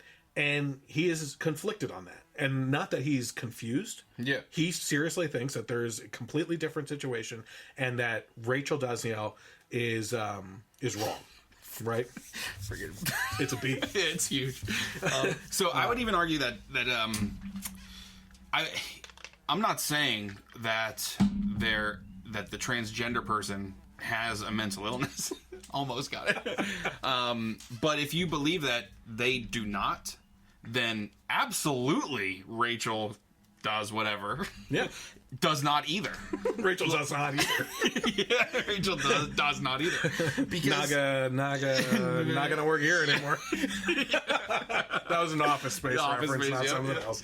Yeah. So because I mean, you take it's less extreme to just change your outwardly like. Well, it's a matter of the color, amount of pigmentation in your skin. Yeah. As opposed to the action, like all she had to do to change completely to an African American person was the tanning and the dye and and changing her hair. When someone wants to transition completely into a different gender, you're talking massive surgeries. Yeah. You're talking, transform. If you're going to go 100%. Yes, it's a true transformation. So for one to not have a mental illness, then this other lady definitely doesn't either. Yeah. But it's a good question. Here's the next question I had for him. Right after that, I said, okay, going on the transgender thing, one of the other news stories that's been really happening a lot lately is these stories keep on coming out by the transgender community where they go out on dates with the opposite sex because they're... Let me break it down because it gets confusing. I don't mean it to be confusing for a listener or for you or anything else. Man identifies as a woman, becomes a woman, starts dating a man. Yep. Right? Without telling them? Without telling them. Yeah, I saw a video of a girl that was basically doing that. Flipping out that once he found out that she still had the equipment of a man, that they didn't want anything to do with her anymore. And this transgender woman was flipping out like, how dare they? They're a bigot and everything else. And I said, well, what do you feel about that? Like, how do you feel about that? And the best explanation, I completely agree with him, is the basis of any good relationship begins with trust and honesty. Yep. And they should have been upfront about it at first. And if that's cool with the other person, then go for it. Yep. But if you're hiding something that big or small, who knows? Who knows? Not judging. Or it was big and then it got turned real small. Or inside out or whatever. Then there's problems. Yeah. And when you don't base things in trust, especially a relationship, especially that big of a thing. Yeah. Like, don't cry like a baby and play victim when really you set the other person up. Yeah, you were the deceptive one. Yes. And okay, the being transgender may not be a mental illness, but expecting a straight person, man or woman, to not have a problem with that and then be mad at them, you're a sick person. I agree. You know what I mean? Like, come on. And then, we are expected to accept everyone and how they feel and how they identify, but they can't accept that this dude identifies as someone who likes a naturally born woman. Yeah. You can't accept that's how they identify, that's what they're attracted to. We're supposed to be totally cool with everything, and which we should, but it's a two-way street. Yeah. I feel like some people in that community would argue, well, what attracted you in the first place then? And if everything else but that was okay up until that point, then how would you let some sex junk... Thanks, Bill Nye. Get in the way of a serious relationship. Yeah. Again, it's just the whole relationship up until that point was a lie because it was based on deception. It's based on a lie, and also they also might want to reproduce. Yeah, naturally. You know, I don't think that's. They can't do that, can they? I mean, even Ego wanted to spread his seed all over the universe. Spoilers. Crap! Spoiler alert. If you haven't seen Guardians of the Galaxy yet, my word, just get out and see it. It's one of the best movies of the year. Yeah. Certainly one of the best of the Marvel Universe. And I will tell you that because this guy doesn't want to be upfront and honest and give you a simple answer. Oh, whatever. I made a very valid point. Is it better than the first one? Well, you could watch the first one and the second one back to back as one movie. Yeah. Oh, you could.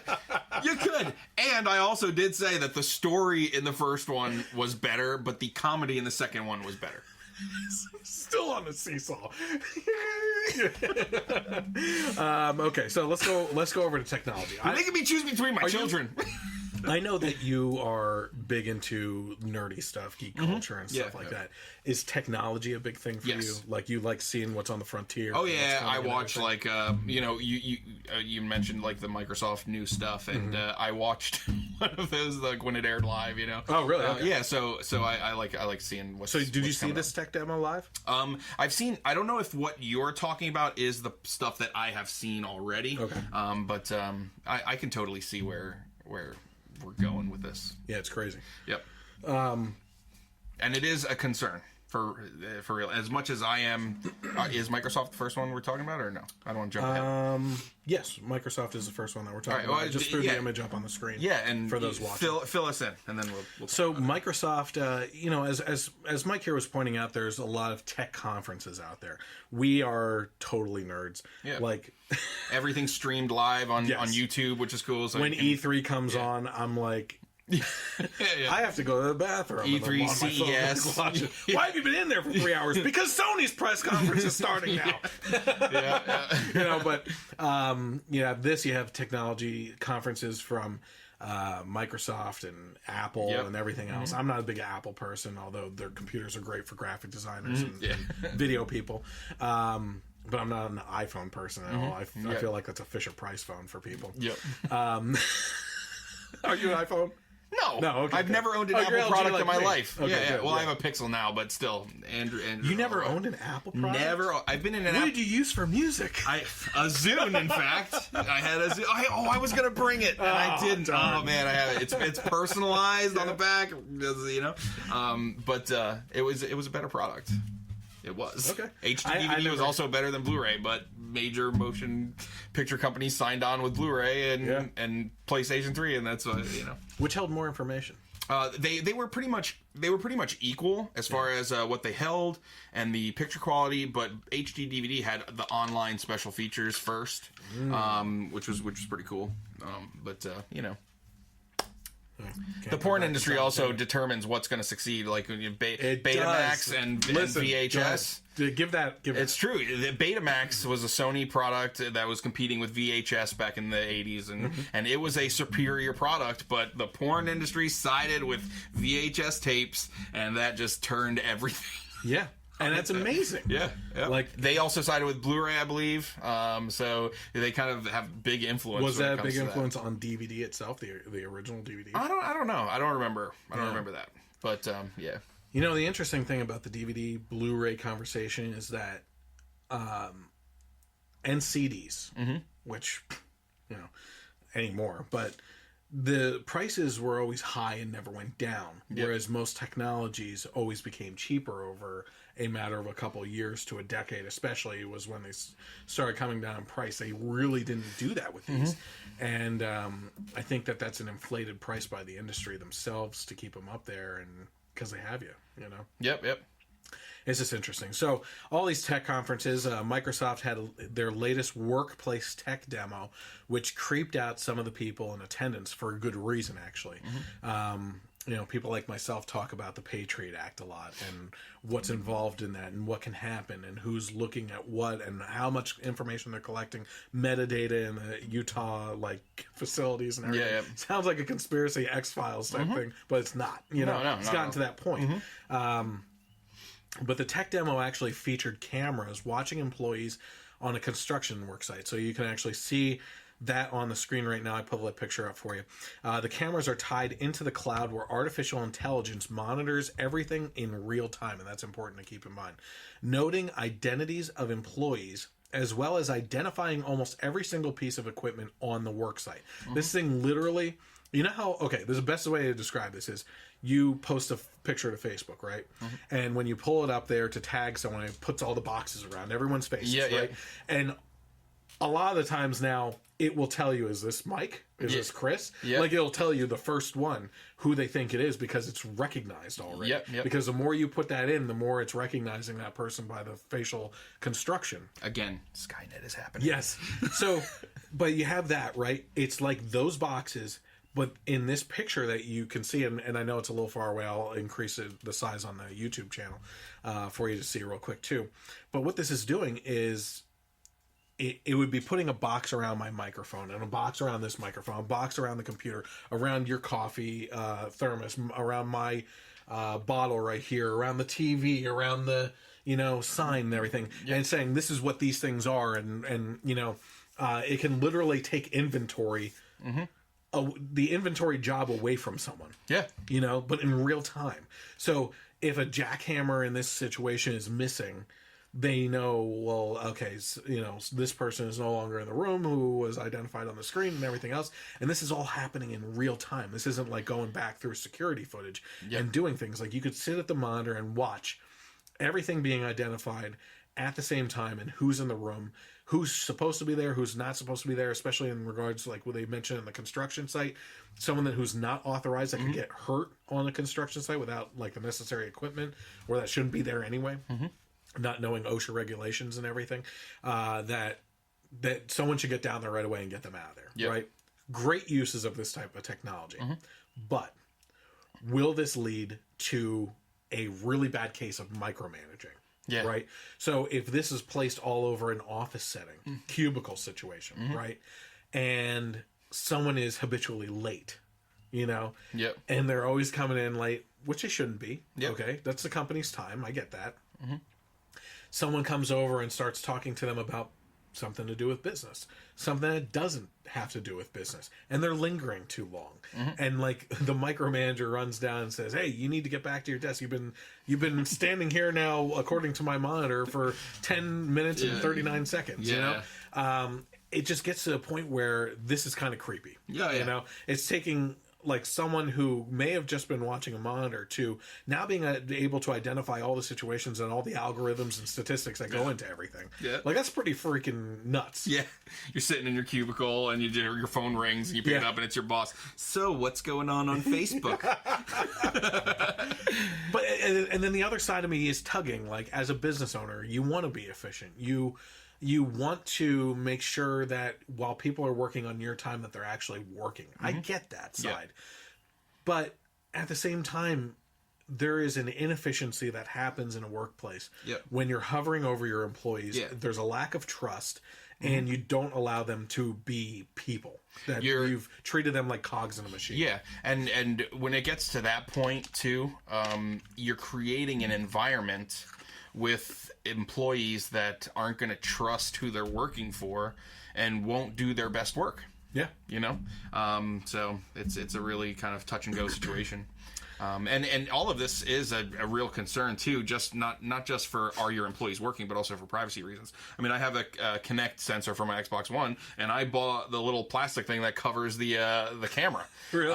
And do you ever watch? I think my wife unplugged it because it's not turning on right now. Did you ever watch the show Mr. Robot? No, and I've been told I need It's phenomenal.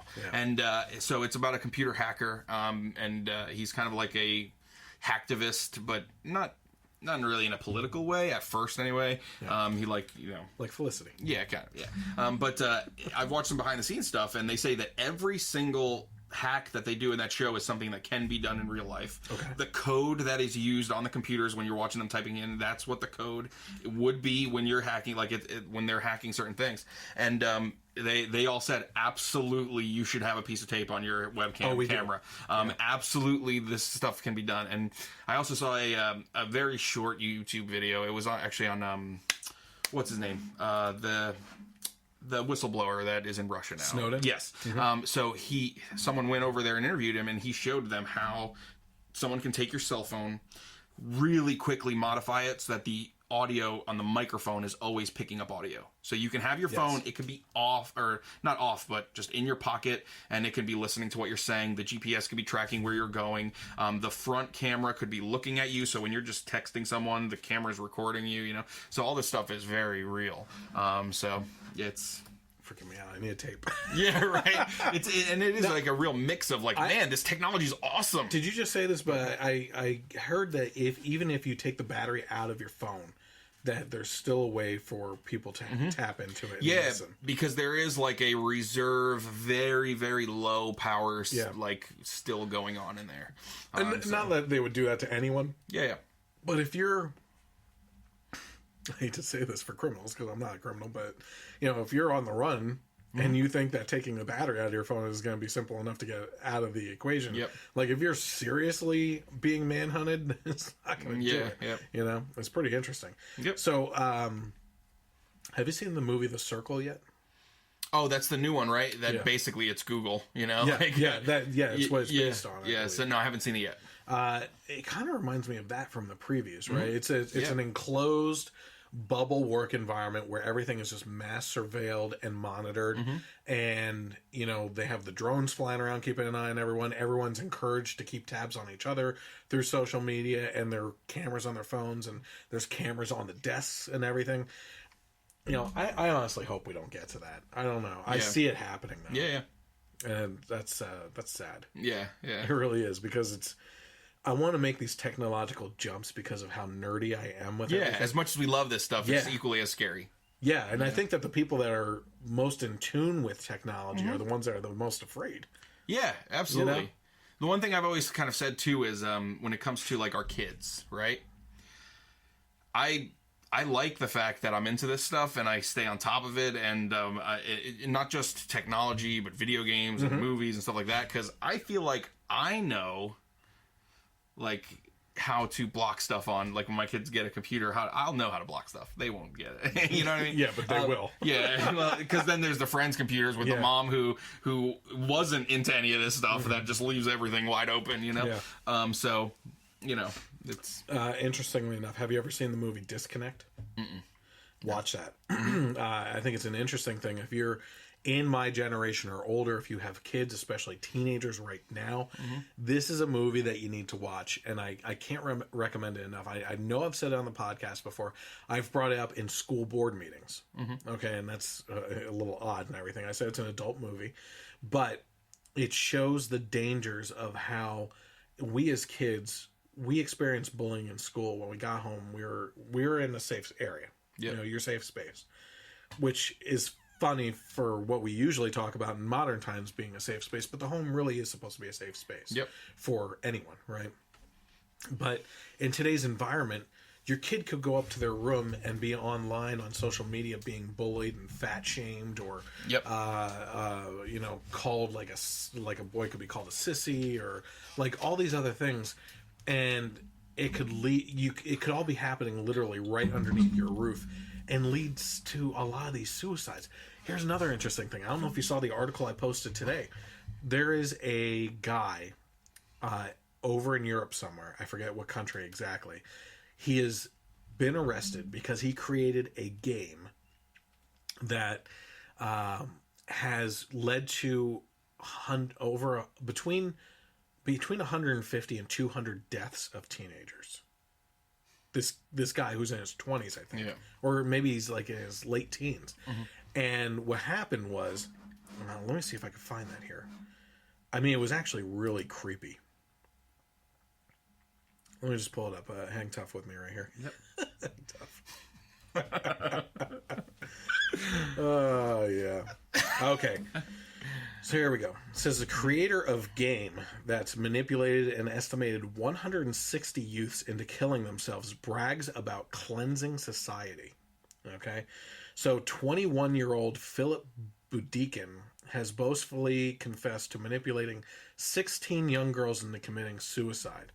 He was the one that's behind bars in Russia right now. He created an online game called the Blue Whale Challenge, where children are preyed upon and asked to complete disturbing tasks and eventually coaxed into taking their own lives. The Russian claims the game is a moral good, cleansing society of biological waste, and he insists that the schoolgirls he manipulated into suicide were happy to die. Let's see here. Okay, here's what actually happens. The lethal game called Blue Whale involves brainwashing vulnerable teenagers over a period of 50 days, urging them to complete tasks from watching horror movies to waking at strange hours and self-harming. Eventually exhausted and confused, they are told to commit suicide, and it is feared in Russia that dozens have done so at the bidding of Budikin, this guy, or other mentors. So what's happening here, this is really scary, and it's really disturbing, is that it's not that, like, he's hypnotizing these people.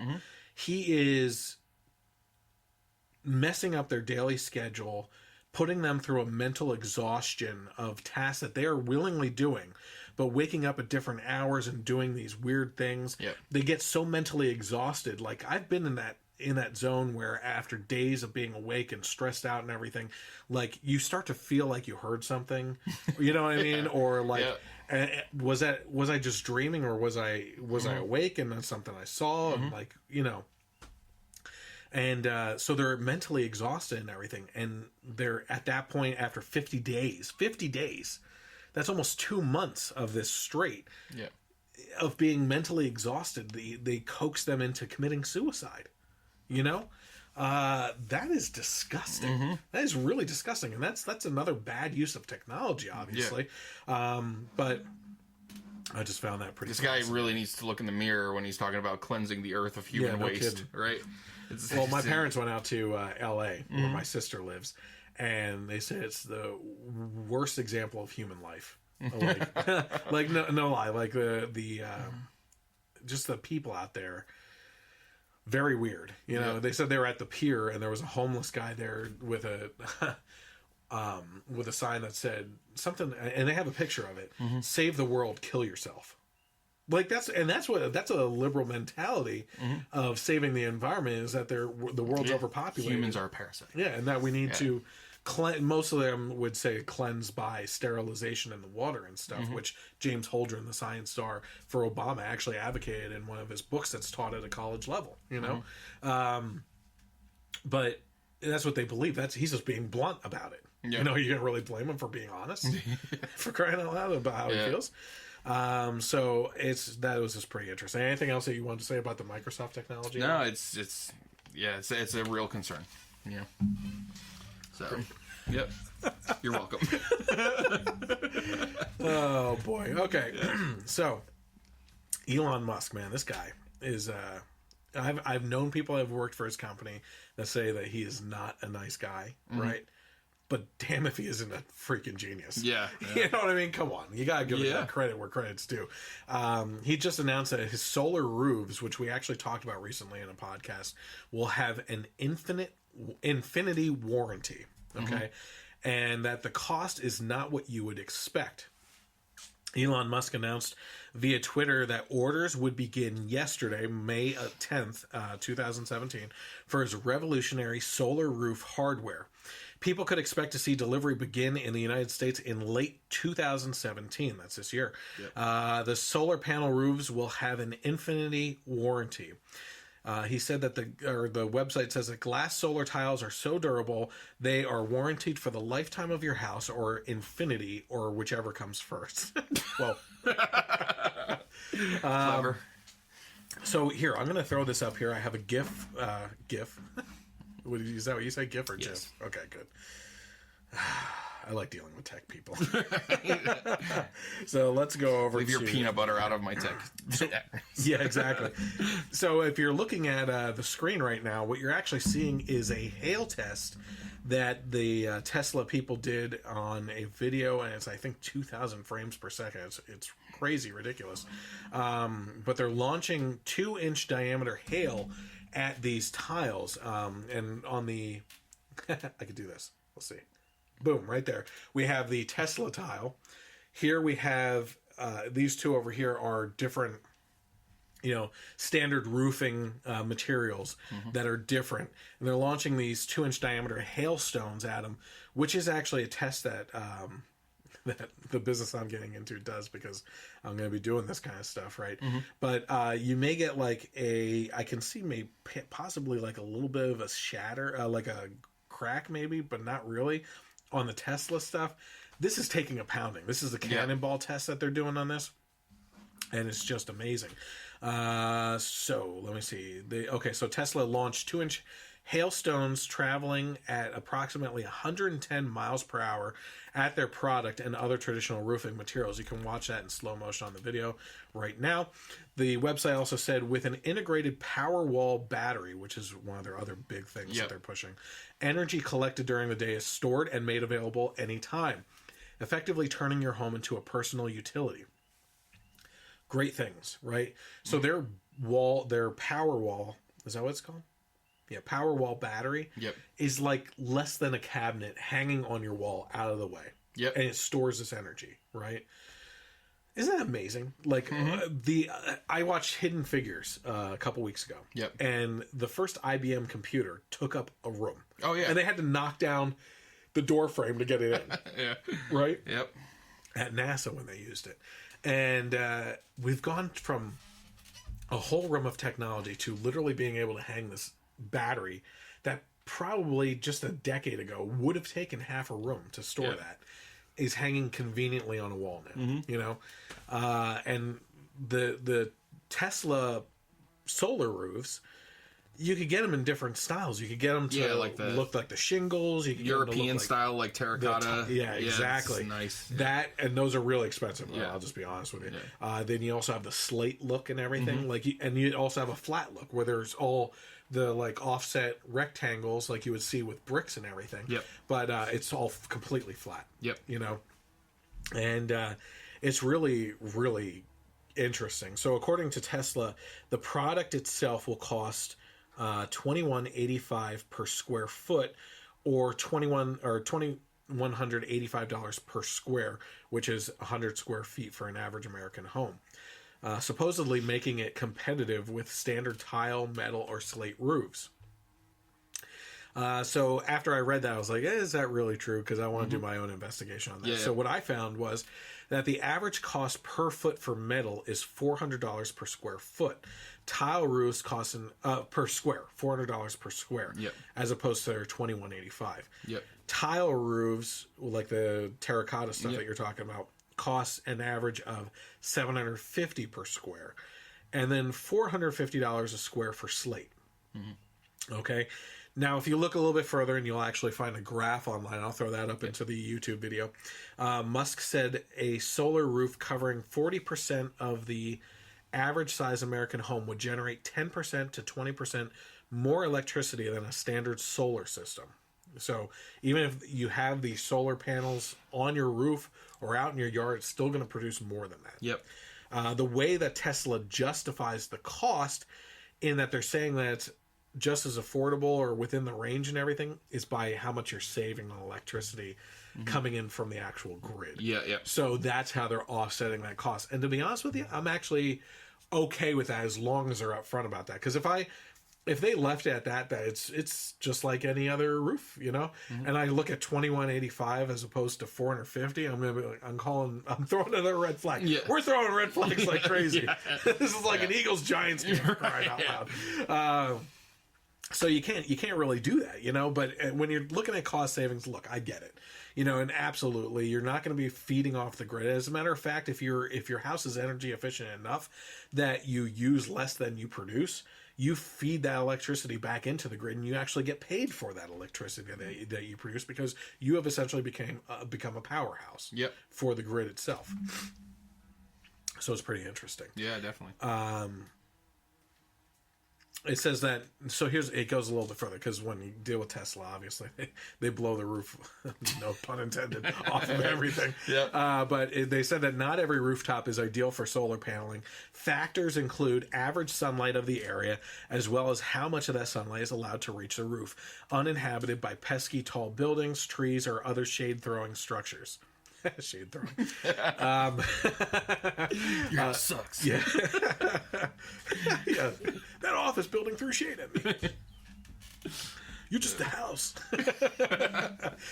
Tesla set up a website that helps you check if their technology would be a good fit for your home, that you can see by visiting www.tesla.com/solar roof, with both R's in there on solar and roof. So it's interesting. You put in your street address and everything, and it will actually take a look at your roof and give you a guideline as to whether this is a good area to have it, and you know what direction the sun's going in. Is it going to hit everything, and how much you should get? And that's some pretty interesting stuff. That's pretty intense. I mean, that goes from offering products to actually selling. That's sales technique right there, and they have mastered that. So I think that was pretty cool. Anything to say on the solar roof at all? I mean, it's just really showing what the future has in store for us in a better way than what Microsoft is. Yes, and there is a lot to be said about being independent from the grid and things like that, and that way to save money, and also the benefits for the environment. Like we were talking about on the Bill Nye episode, about how if you don't believe everything that you hear about climate change, you're deemed anti-science. But you made the perfect point that it's not being anti-science; it's being that the solution is to tax the crap out of you.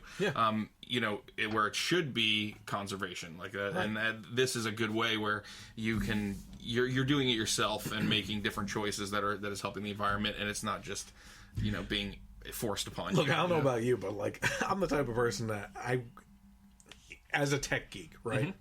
I love science. I can't not be connected with my devices, whether it's Xbox, my phone, computer. Like I want to be in touch with what's going on in the world. I love doing techie things and everything, right? But there's also that part of me that wants to be completely off the grid. Yeah. You know what I mean? Like in a cabin somewhere with like living off of my own electricity with solar panels and wind turbines and everything. Yeah. Just like no one knows where you are. Just leave me that alone. Yeah. You know what I mean? And that conflicts very greatly with my need to have like, technology and news at my fingertips at any given moment, you know? I want a cabin in the woods, but with great Wi-Fi. Yeah. Do you get 50 megabytes per second uploaded or gigabyte? Yeah. Keeping with the trend here, I mean, other Tesla news, the company just announced that they have doubled the lifetime of their car batteries 4 years ahead of schedule. This leads into another fascinating conversation too, but let's go over what this means directly for the battery life right away. It says that, let's see here. I wrote down the goal of doubling the lifetime of the cells used in the Tesla products at the same upper cutoff voltage. We exceeded that in round 1, explained Jeff Dan at the MIT Q&A. That was the goal of the project, and it has already been exceeded in the first year. The aluminum coating identified by Dane's group withstood an arduous testing process using machines developed as part of the research, coming through the test with barely any degradation. The coating is so tough, in fact, that Dane believes the batteries and Tesla's cars could actually last 20 years. That's pretty crazy. Yeah. Most exciting of all is the fact that the team still has 4 years of research ahead of it.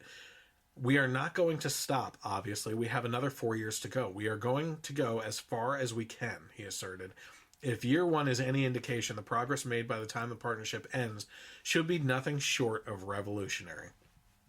So this is first of all, Tesla makes great cars. Okay, I actually got an opportunity to check one out in person when I was selling Maseratis. Yep. I can say that now that I'm not doing it anymore. But it was interesting because they came with the Model X, gorgeous car. It's like a spaceship. Yeah, it's unbelievable. I mean, they got that center console. It's basically just like a giant touch screen. It's the size of my laptop screen turned this way. In the portrait mode. Yeah, and it has everything, every diagnostic of the car. Yep, it's self-driving. You can put it in the route, and like they require you to at least be at the wheel in case something sudden happens or something like that a computer can't calculate for. But it's amazing. And apparently the torque on those, since it's instant with electricity, makes it the fastest SUVs on the market.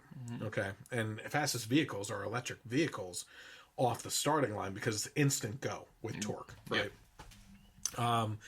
So it was really neat to see this, but here's what this conversation leads into, is the fact that I think this is one of the more amazing things to look at, which is the technology is advancing so fast that we're almost at a point where a lot of times companies have to consider whether to even put out a product because they've already hit milestones into creating the next great thing in that area while researching the initial project. Yeah, who wants to put out quite a nice chunk of change and then 3 months later it's obsolete? Yeah, you know, but that's the way things go. Yep.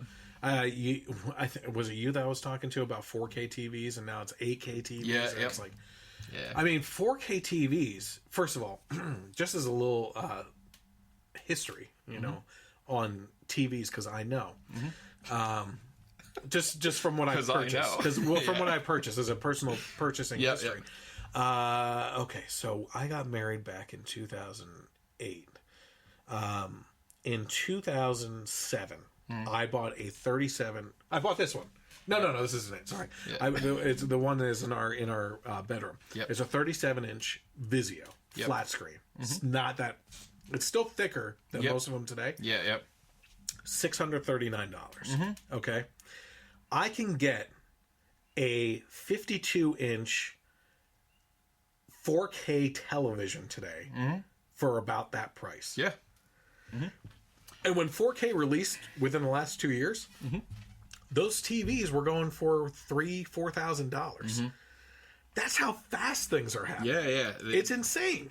Yeah, I worked in the home theater department of Best Buy, and I remember in college, so this was around like 2000, 2001, 2002, plasma TV, Pioneer plasma TV. It was the only one in the store, flat screen, and everybody gathered around. And it was I think $11,000 for a 42-inch, and then as the technology advances, the prices come way down with that stuff. And then, 4K. I mean, the big thing was 3D. Then that kind of went away because it just never caught on. Then it was the curved. It's got to come back though. Yeah. As soon as they figure out the holographic stuff to come out of the screen, without glasses, and they're working on that. I'll tell you what though. I saw when I was working at Best Buy, there was one demo of 3D of an underwater life, right? And there was one of this eel swimming out, and as you walked backwards, it came out farther. And I went down the entire aisle, and it was like all the way out. It was amazing. That was probably the best 3D And when thing. was that? That was that was probably 2004. That's insane. 2003, 2004. Because there wasn't anything around that The time. thing with 3D that really held it back, I think, was the glasses. Because Yes, you would get absolutely. one pair of glasses with a TV, and then each additional pair of glasses, because they were powered, was like $600. it was crazy. Yeah. They need to find a way to use the glasses that they have at the movie need to theater. get rid of glasses. It's just all together. Yeah. And I think I've seen them working in the past few years. The Consumer Electronics Show, CES. I love seeing it come in, and then you see it. CES has been coming out with a lot of really neat things over the past couple of years. Flexible screens, rolled up screens, all that kind of stuff. That's insane. Screens that show up on your arm. Yeah. In your skin. It's going to be that episode of Futurama where the iPhone is a phone that's literally implanted in your eye, and it just projects out to here. And It's funny you should say that, because they have smart lenses. the Google glasses. Oh, and now the contact lenses. Yeah, that's oh man, that's what I'm looking. One of those are just going to short circuit on your eyeball. I am never going to implant something into my body, my brain, or in my skin or anything like that. Ghost in the Shell, man. Come on. Yeah, no, not going there. But if I could have a contact lens where it just all shows up for me and picks up my hand gestures, and I'm just like, boop, boop, boop, boop, you know what I mean? Watching YouTube. Yeah. You'd be looking at someone and not paying attention at all. If I'm going cross-eyed, you're just watching cats on YouTube. What are you watching? A Skittles commercial? Yeah, right. But now the big thing now is the 4K TVs and high dynamic range. That's what's that? I don't know. It's basically improves the picture quality even beyond what just 4K does, as far as getting a wider color spectrum and things like that.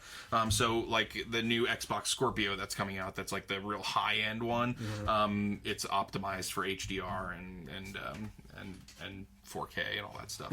So yeah, we'll see if 3D makes a comeback. It should. It would be cool. They just need to get rid of you need to get rid of the obstacles. Yep. Right. You need to make things that's what technology is. It's about simplifying things. Mm-hmm. Well, that's working backwards if you need extra equipment to be able to experience something. Yep. Speaking of something cool that's actually out right now, there's actually a company that works for their product is, this is just offshoot now, I'm just getting nerdy with things. They produce videos for projectors to shoot onto your living room window or another glass surface for Halloween displays, and it looks like ghosts and everything. So it's a black background and a very CGI ghostly figure floating. But when you project it on the glass, right, and especially if you do it in the middle of the room and you set up a piece of glass in the middle of your living room, and you can see it from the outside, it looks like some damn thing's floating in your room. I almost get this temptation to take completely remove my a glass door and put it in front of my bedroom door and just beam that out and like tap my shoe on the floor in the middle of the night. Scare the crap out of the Honey, kids. what's going on? No, my wife. Open the door and go, oh my gosh! You gotta look those up though. Those are pretty cool. So we covered a spectrum of a lot of things tonight with political stuff, nerdy Technology is a stuff, spectrum. techie. Yes, absolutely. Yeah. Entertainment wise, any other topics that have come up within the last couple of weeks that you want to talk about? Oh, one thing I wanted to ask you, it was if you celebrated Cinco de Milo. He went a little too overboard, extravagant yeah. on his stuff. Yeah, but I agreed with a lot in his little speech, but I didn't get to see the speech yet. It was pretty good. Coming down with the snake. And everything, and like, gosh. And all the girls and guys, everybody behind him, and it was weird to make it like a college party, house party, thing. But what he talked about when it was like 7 minutes or something, but basically saying that he's gonna he's gonna do everything in his power to make sure that the world knows Simon & Schuster as the leader in censorship. He's creating his own book label called Dangerous Books, and his first one, he's releasing his book through that, and it's going to be a platform for conservative and libertarian writers and authors to put their books out there. Good for him. He's going on another college tour. I forget what the name of it was, but it was pretty funny. Dangerous FAGG. Yeah. So it's the college tour, but he's going to Berkeley and doing like it's not gonna happen. He's going to Berkeley for a week. For a free speech free speech week. Wow. And he said that if the school and the organizer of the school do anything to impede that, it will be a month. And he said it's going to be the Woodstock of the free speech movement. So it's pretty awesome. You know what's sad though is that there's a lot of conservative voices in the media that refuse to take part in his shenanigans because of what he does and how he does it. Yeah.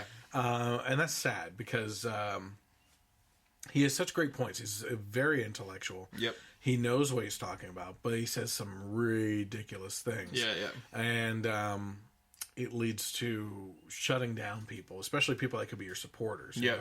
Now, I happen to look past the BS in a lot of these types of people.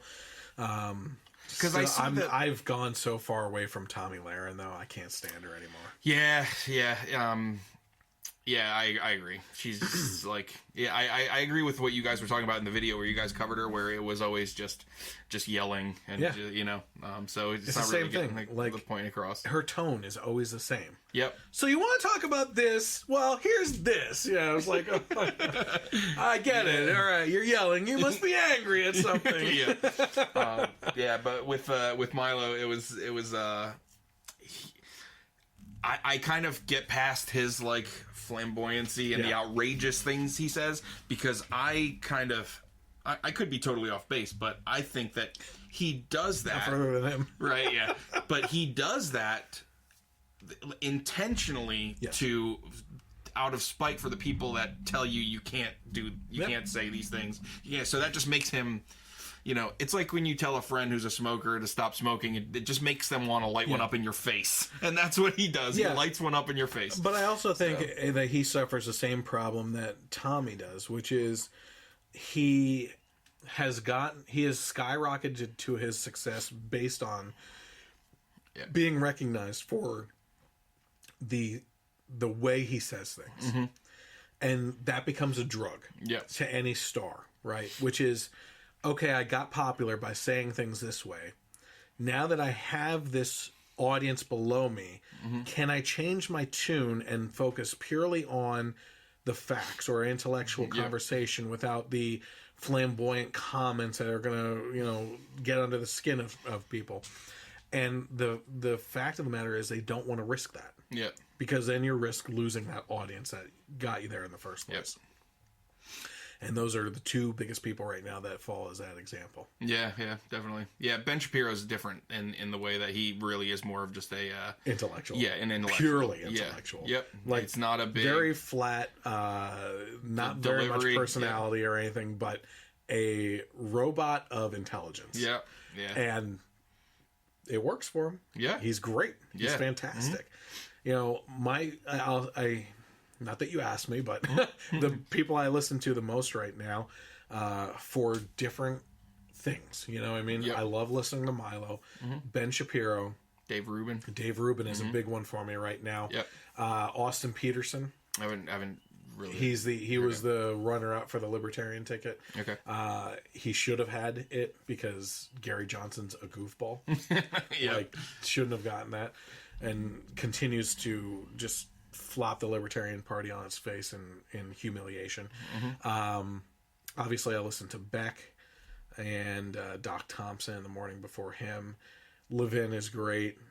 Don't listen to Hannity or Limbaugh. Limbaugh's great. It's not that I don't like Limbaugh, but the thing with Limbaugh and Hannity is that if you tune in on Monday, unless something big happens during the week, you're going to hear the same thing on Friday. Yeah. And then this topics will change the next week and everything. But what I look to from Limbaugh and Levin specifically is they have a rich history to the knowledge base, right? They can explain why things are happening the way they are, or why something's going to happen the way it is. Hannity, I don't listen to, but I will say this: exceptionally nice, honest guy. Yeah, because you met him, right? Yeah, he's fantastic. He's just one of the most personable celebrity type people I've ever met, and completely out of his way nice to go.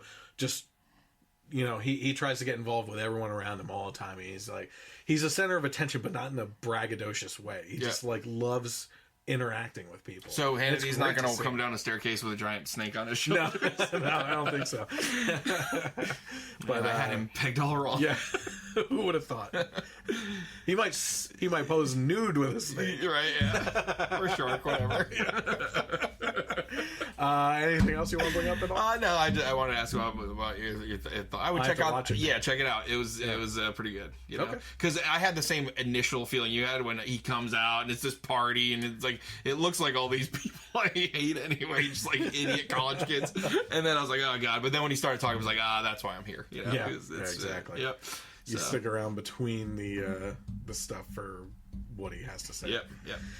All right, so thank you again for joining me. Yeah, no problem. Pleasure as always. Yeah. If you are interested in following along, you can always search for the Generation Y Conservative on Facebook and YouTube. I encourage you to like and subscribe to those there. Also, click on the buttons to get notifications when we go live or post a new video on YouTube. What I mean by that is on Facebook, what you could do is go to the following button, just hover over it and go down to get notifications. And you'll be notified when we go live like this, in that case. And on YouTube, just when you go to my channel, once you subscribe to it, hit the little bell there.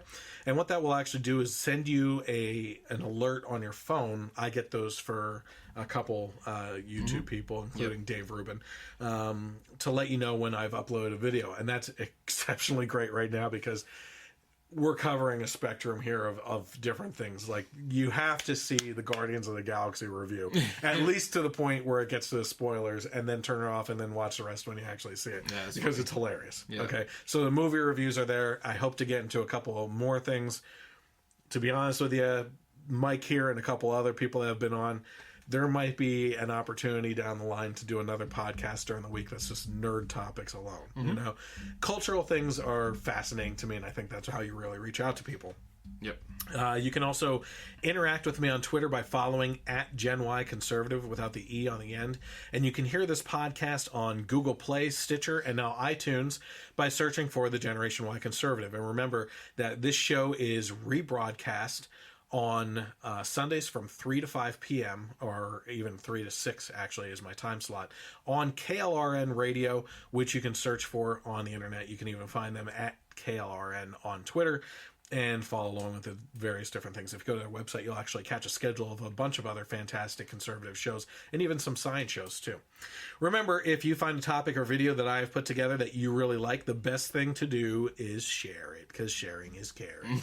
That's right. So, have a great night, and God bless America. Night, everybody.